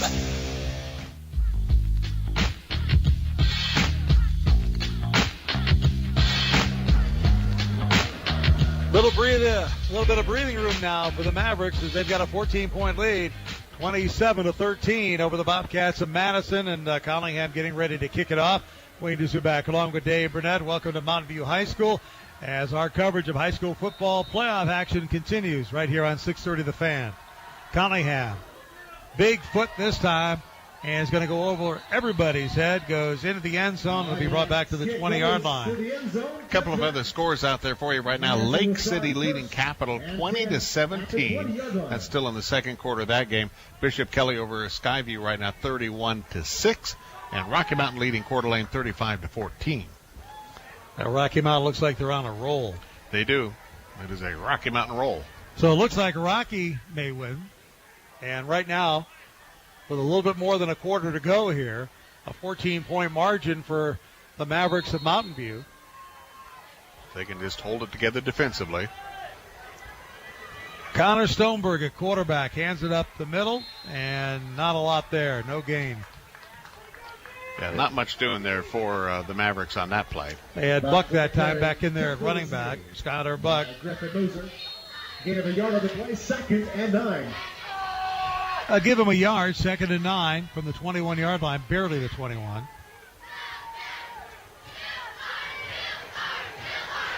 Stoneberg with a couple of receivers this side, a couple to the far side as they spread it out again, sideline to sideline. Back to pass. Here comes the pressure, and Stoneberg has to run up the middle immediately. No time to pass.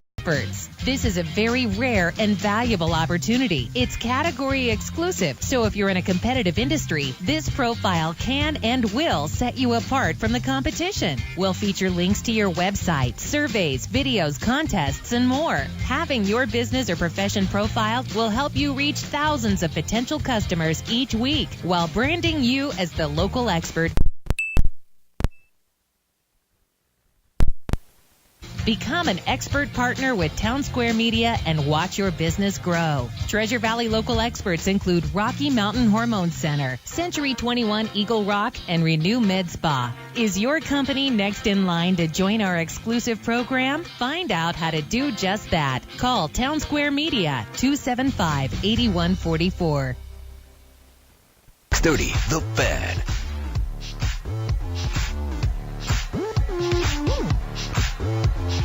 Third down and 10 for the Madison Bobcats as we start the 4th and final period here tonight at Mountain View High School. Stoneberg at quarterback from the shotgun. Back to pass. Looking downfield. Lets it fly to the right. It's caught and down. And it's going to be a gain of about 11 yards. That's going to be a first down, I think. Wayne, that was a real smart route run by that receiver out there. He got to the sticks, turned around, got the catch, and got the first down. A lot of times guys will go 7-8 yards to make that turn, but he went past the first down marker. That was, once again, Zachary Robinson, who's got a touchdown pass here tonight and a couple of key first downs, and none more key than that with his team down by 14, and the clock really against the Bobcats right now. Stoneberg throws out to the flat. It's complete. And that is another nice pass to Parkinson. And in their routes, but it's enough to get the first down. And again, we talked about the fact that Zach Anderson coming into this game is one of the leading receivers for this team, and he's not been a factor so far. Robinson has picked up the slack. Back to pass, now looking to the big guy, and it's almost intercepted. Almost the third interception of the night by the Mavericks. They just couldn't come up with it. Wow. He was right there, and he was falling down backwards as he was trying to catch that ball and dropped it as he went down to the ground. Josh Ellsbury almost had it.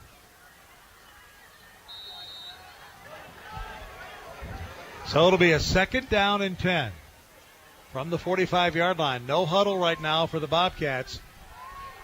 They finally did try to go to Anderson, but I know he's a big player, and obviously the Mavericks are all over him as well. Stoneberg, long snap. Here comes the pressure up the middle. He fumbles the football, recovered by the Mavericks. Stoneberg couldn't hold on to it. The Mavericks forced the turnover, and they're going to have it in Bobcat territory at the 46-yard line. Yeah, Jared Gibson coming up from that blitzing in there, but just came through untouched, made the tackle, and also made the strip of the ball. So here comes Garrett Collingham back out, the senior, 6'4" quarterback. His team up by 14, and now all they got to do is run the clock down here a little bit. 11 minutes to go in the game. But they don't have a running back. All they've got is Collingham in the back, and he's back to pass. And Bobcats bring the pressure and almost come up with the interception. Wow. That one was almost intercepted by Connor Wills. Yeah, that was a dangerous play right over the middle there. That could have turned the ball right back over to the Bobcats. It's like I said, don't run that clock down. Don't try to run it. Just throw it and stop the clock, Collingham back to pass again. Looking for the really to put this thing away, and it's low and into triple coverage this time, incomplete. Almost intercepted again. 3rd down and 10. So it's 3rd down and 10. So 2 passes. They got this intercepted. And a big interception this time by Steve Johnson, and Johnson down the sidelines, inside the 30, down to the 25-yard line. And the Bobcats are going nuts over there. Why? Because they just came up with a big play. It was huge, and now they're down getting close to the red zone right now and trailing this game by 27-13. They need points in medium fast, and that's one way to get them. I don't understand the play calling there. You run the ball, you start using the clock as your advantage. Instead, the Mavericks go for 3 passes in a row, and on the third one, interception, and now here comes Stoneberg. Yeah, the Bobcats just brought the house on that one, and the quarterback just made a bad decision, just threw it up there for anyone to grab. Let's see what Stoneberg can do. He's got plenty of time. His team down by 2 scores, though. 27-13 here in the fourth period. He's got Stanger at running back. Here comes some pressure up the middle. Going into the end zone. Incomplete, but flags fly from everywhere down inside the 5-yard line. This is going to be pass interference. That's a pretty easy call to make. And, man, the flag, I thought you threw a flag, too. They came from everywhere. Every official on the field saw that one. If you bought tickets for the 50-50, it's time to pull them out. We have a winner drawn. While they're making the discussion here real quick, Wayne, on this penalty, Capital right now leading Lake City 24-20 up in North Idaho. And over at Polk Arena, Highland ahead of Eagle 14-7. Penalty call. There's pass interference on the defense. So pass interference against the Mavericks, going to put the ball at the 12-yard line. Now let's make it the 13-yard line. So it's going to be first down and 10 for the Bobcats at the Mavericks 13-yard line. Stanger at running back. Stoneberg at quarterback. Back to pass. Throws underneath the coverage into the end zone. And it is intercepted again. Couldn't see. It's so dark down there, but it was intercepted. For Madison on the outside. So now a third down and 8. Third down and 8. By the way, Coeur d'Alene not saying goodnight yet. It is they just scored again, so it's 35-21 Rocky over Coeur d'Alene. Yeah. But 2 trips to the Treasure away quietly. Garrett Collingham up the middle. Keeps it to about the 8-yard line. It's going to be time to punt it away. So it's going to be 4th down and 4, and so there's not much you could do there. You didn't want to make a mistake. And the clock is down to 9:20 now to go here in the ball game. Again, 27-13, but the Bobcats looking to get it back as they send Josh Crane deep to get this punt from Collingham. They'll get it well within their end of the field.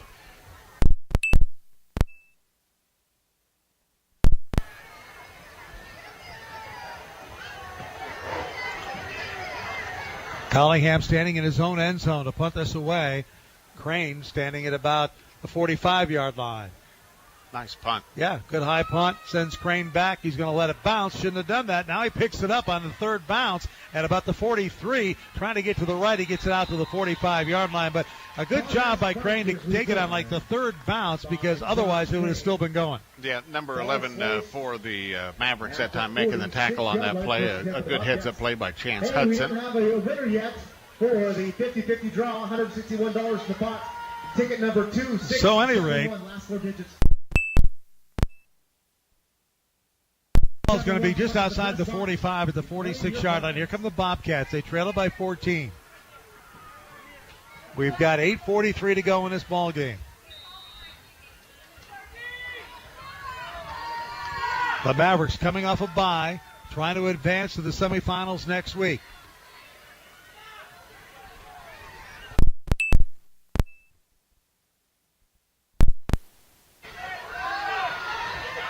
Stoneberg in the shotgun. His running back right there with him. They fake it to him. Rolling and throwing over the middle. They got Anderson at the 40, 35. Pushes his way down to the 30. That big 6'3" body gets it down to the 27-yard line. A big gain for the Bobcats. First down. Yeah, if you're watching on the streaming, you just saw that at 6:30. The fan.com, he just bowled over 2 of the Mavericks that time. It's one of those ones you think, maybe I shouldn't have tackled him. You think about it all night long. All right, first down for Madison. Madison not going into this night without a fight. The pass down the sidelines to Anderson, the 6'3", reaches over the defender, and it's incomplete. Nobody comes up with it. No, nice defense. both battling for the ball. The ball bounced out of bounds safely. By Ellsbury. The Bobcats now trying to go to the big guy. We talked about how to get into the game plan, and now they're trying to go after him. So it's a 2nd down and 10. Ball comes back to the 27-yard line. Stanger, the running back. They're going to go away from that, though. Rolling to this right, and it's going to be Stoneberg just running at it. He gets it inside the 25 to the 24 before he stopped, and that'll bring up 3rd down and about 5. You know, Stoneberg is not that big of a guy, but he's just been taking a pounding as he went in the line that time. He got hit hard. Here's the scary part. He's just a junior. Yeah. He's a good player. He's just a junior. He'll be back. Madison will be good and they next have year a bunch as well. of young linemen, big linemen coming back next year. 3rd down, let's call it more like 6 than 5. Stoneberg rolls left. Now he tucks it. He's going to run. Finds a little crease, and he's getting up there inside the 15, down to the 13, and I was trying to say crease, and he gets all the way down to the 13-yard line. Yeah, and he found a crease in there as well. Yeah, he got a crease and a crease. That was enough to get them the first down, and they're down into the red zone with that screase. He got that screase. I hate it when those screeses pop up like that. I like it when you make up new words. Oh man, I knew he found something. He found a first down is what he found at the 14-yard line. Again, back to pass, and the ball's on the ground. I think the Mavericks have it. I think so. That ball got knocked out of his arm. It just depends whether the referees decide if there's forward motion in his arm or not while he's throwing. Yeah, Stoneberg was looking to pass. So because it was 41 before. Yeah, it was. It's just lying at me. So much for your app. Yeah, that's why I don't get apps. All you do is waste your battery power. All right, 3rd down and about 10.5. Stoneberg back to pass, looking to the right, looking in the end zone, has a man there, knocked away, and intercepted in the end zone. They're fighting for it in the end zone, but I think it was intercepted in the end zone. Bring it out to the 20-yard line. It was. It's a touchback. How about that? Wayne, on that pass, he threw that ball, and it had a lot of air under it. That thing was just a big rainbow. The receiver for Madison had the Mavericks beaten, but there was so much arc on that ball, it allowed the defender to get over there, not only to knock it down, but to intercept it. Demetrius Romero, his 2nd interception of the night, comes up with it in the end zone, and the Mavericks will have it at the 20-yard line, and we've got 6 minutes to go in this ball game exactly. Let's see if the Mavericks now can run this clock down. So far, neither offense seems to want to win this game. Mountain View leading at 27-13. It was 20-7 at halftime. 27-13. Both teams have scored a touchdown here. They hand it off around the outside. Trey Bell, nothing there. Actually, that's Goodwin who carried it. Gain of 3 on the play. I got 3 out of it, so it'll be 2nd down and 7. With the stop. 2nd down and 7. Out at the 23-yard line.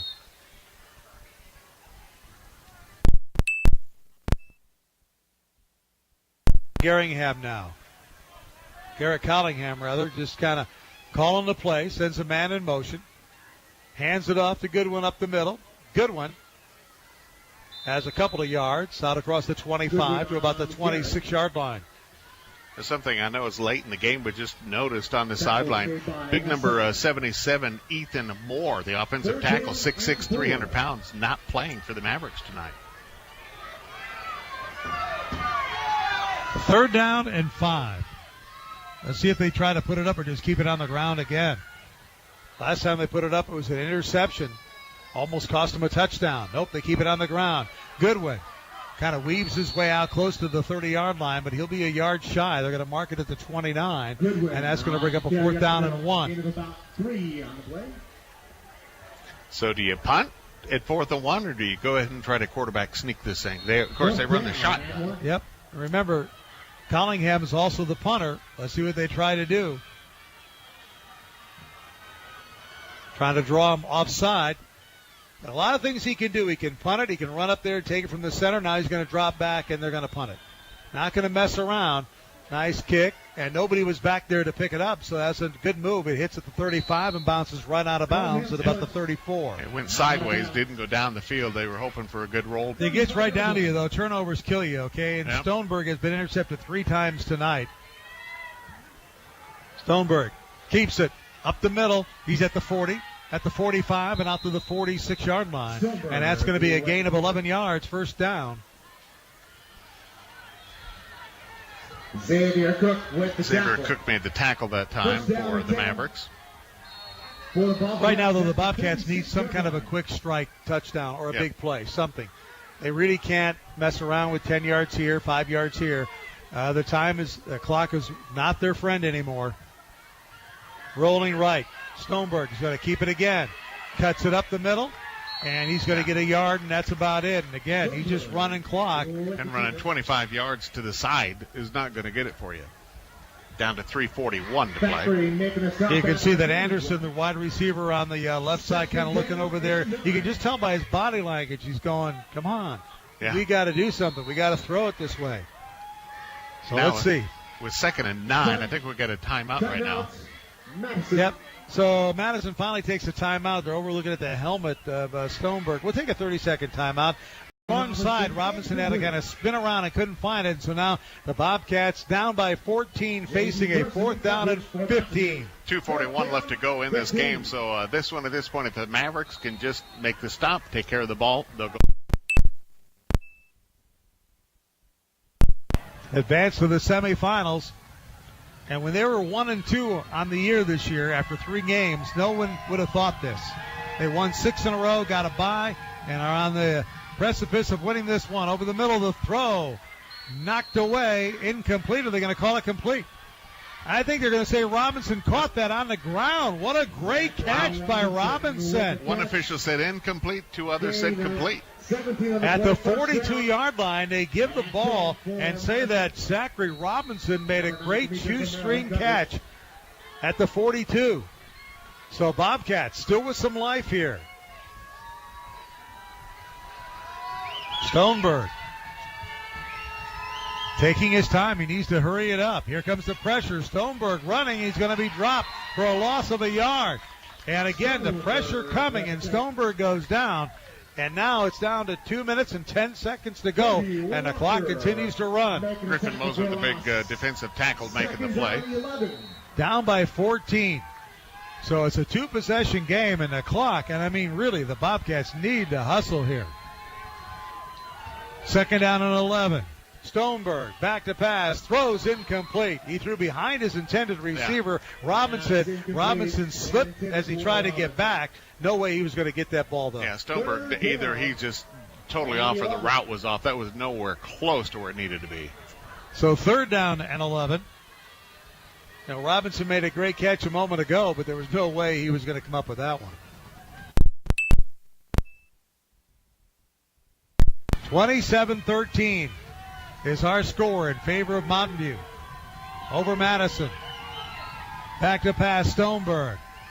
Pulls it down. He's running around the left side. He's at the 40. He's at the 35. He's going to be about 3 yards shy of a first down, and he goes out of bounds. Let's see if that stops the clock. He did not It did not.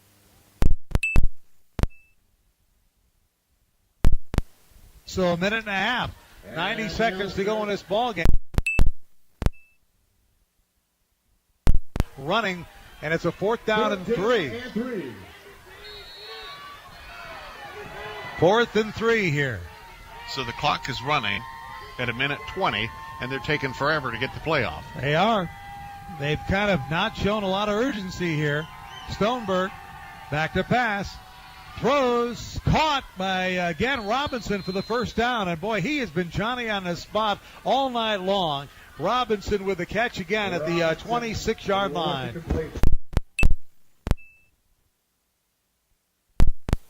To go in the game now. If it wasn't for Zachary Robinson, they'd have no offense tonight. No. Okay, I think we have a timeout. Madison. So Madison does take a timeout. We'll take a timeout, 30-second version as well with 1:07 to go. 27-13 is our score. Mountain View 67 seconds away from advancing to the semifinals. We'll be back on Sports Radio 630 The Fan. Hi, I'm Peyton Manning. Want some good stats this season? Get DirecTV's 2014 NFL Sunday Ticket. That's every game, every Sunday, included at no extra charge. Put your money on DirecTV. Call your local dealer now. Tell them Peyton sent you. Switch to DirecTV today and start one satellite TV service. Call Satellite Systems at 344-3474. Requires 24-month agreement and choice package or above. Includes out-of-market games only. NFL offer valid through 12/27/14. New approved customers only. 2015 NFL Sunday Ticket renews at full price. Other conditions apply. Call for details. Your station for Treasure Valley High School football is Sports Radio 630, The Fan.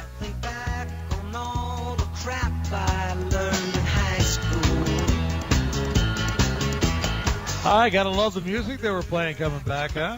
Get you in the mood for stuff. Kodachrome. Oh, wow. Kodachrome, yeah. All righty. Wayne Dizu back along with Dave Burnett back here at Mountain View High School. 27-13. Mountain View leads it. 67 seconds to play. It's a first down and 10. And a handoff up the middle. I don't understand what Madison is doing right now. You got 1 minute left to go in the game, and you're handing off the ball up the middle?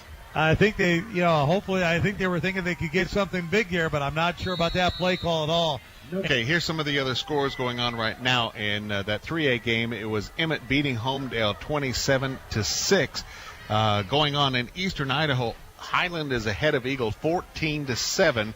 We have a real barn burner going up north. Capital now ahead of Lake City 24-20 as they continue to do well for Capital up north.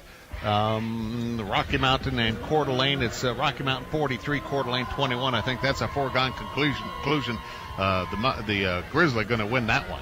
Well, I'm telling you right now, Rocky Mountain's offense looking better and better every week. So here we go. Now we're talking about the onside kick. Yep. Every hands guy on the Mavericks team is going to be on that front line. Down. Yeah, they've got 11 guys up. They don't have anybody back. Nope. Everyone in the building knows what's going on here. 41 seconds to go. It's an 8-point ball game. 27-19 in favor of the Mavericks. And Eli Norton right now is going to kick this an onside kick. Let's see what he does. Onside kick. It's up in the air. It's up for grabs. There's a scramble. And I think the Bobcats got it. They do.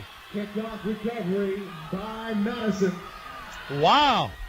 Madison was able to come up with the onside kick. 39 seconds.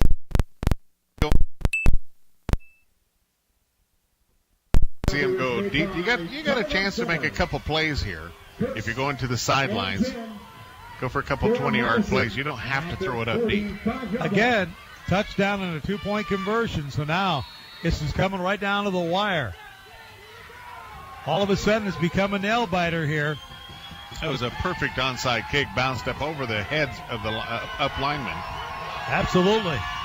All right, Stoneberg, let's see what he can do. Looking to pass over the middle. Intercepted! The fourth interception is going to do it for the Mavericks. And down the sidelines and out of bounds, and that's going to do it. The Mavericks are going to win the football game. 29 seconds left to go in the game. The Mavericks are celebrating. The fans are excited. Interception by Caleb Turlington. And that interception that time, we're having a hard time getting a number. It was Caleb Turlington. Caleb Turlington who came up with the interception and took it down the sidelines. And again, we apologize. Sometimes these numbers are hard to catch here tonight because it is so dark. Only about 65% of the lighting came on when they turned the lights on today. And they're in their victory formation. The Mavericks are with 29 seconds to go. They take a knee, and that's going to do it here tonight. Very disappointing for Madison. The Bobcats, they got back in it. They got the onside kick and then just a bad throw and the interception by the Mavericks. Well, the Mavericks, they were, after 3 games on the year, Dave, they were 1-2. And they could have gone in either direction. They won 6 games in a row. They earned a bye. They didn't play last week. They weren't sure if that was a good thing or a bad thing. They came out here tonight, home field advantage, and won the game 27-19 over the Madison Bobcats. Well, the powder is flying in the stands as the fans are celebrating and coating themselves with white powder. How fun. Oh, to be back in high school. I guess so. Whatever. You got to love it. All righty, we'll wrap this thing up. We'll be back in a moment, ladies and gentlemen, as we've got a final score here tonight. It's the Mountain View Mavericks 27, the Bobcats of Madison 19. We'll be back in 2 minutes on Sports Radio 630 The Fan. Attention, business owners and Treasure Valley professionals. Are you an expert in your given field? Town Square Media of Boise is looking for a very few select businesses to be profiled as local experts. This is a very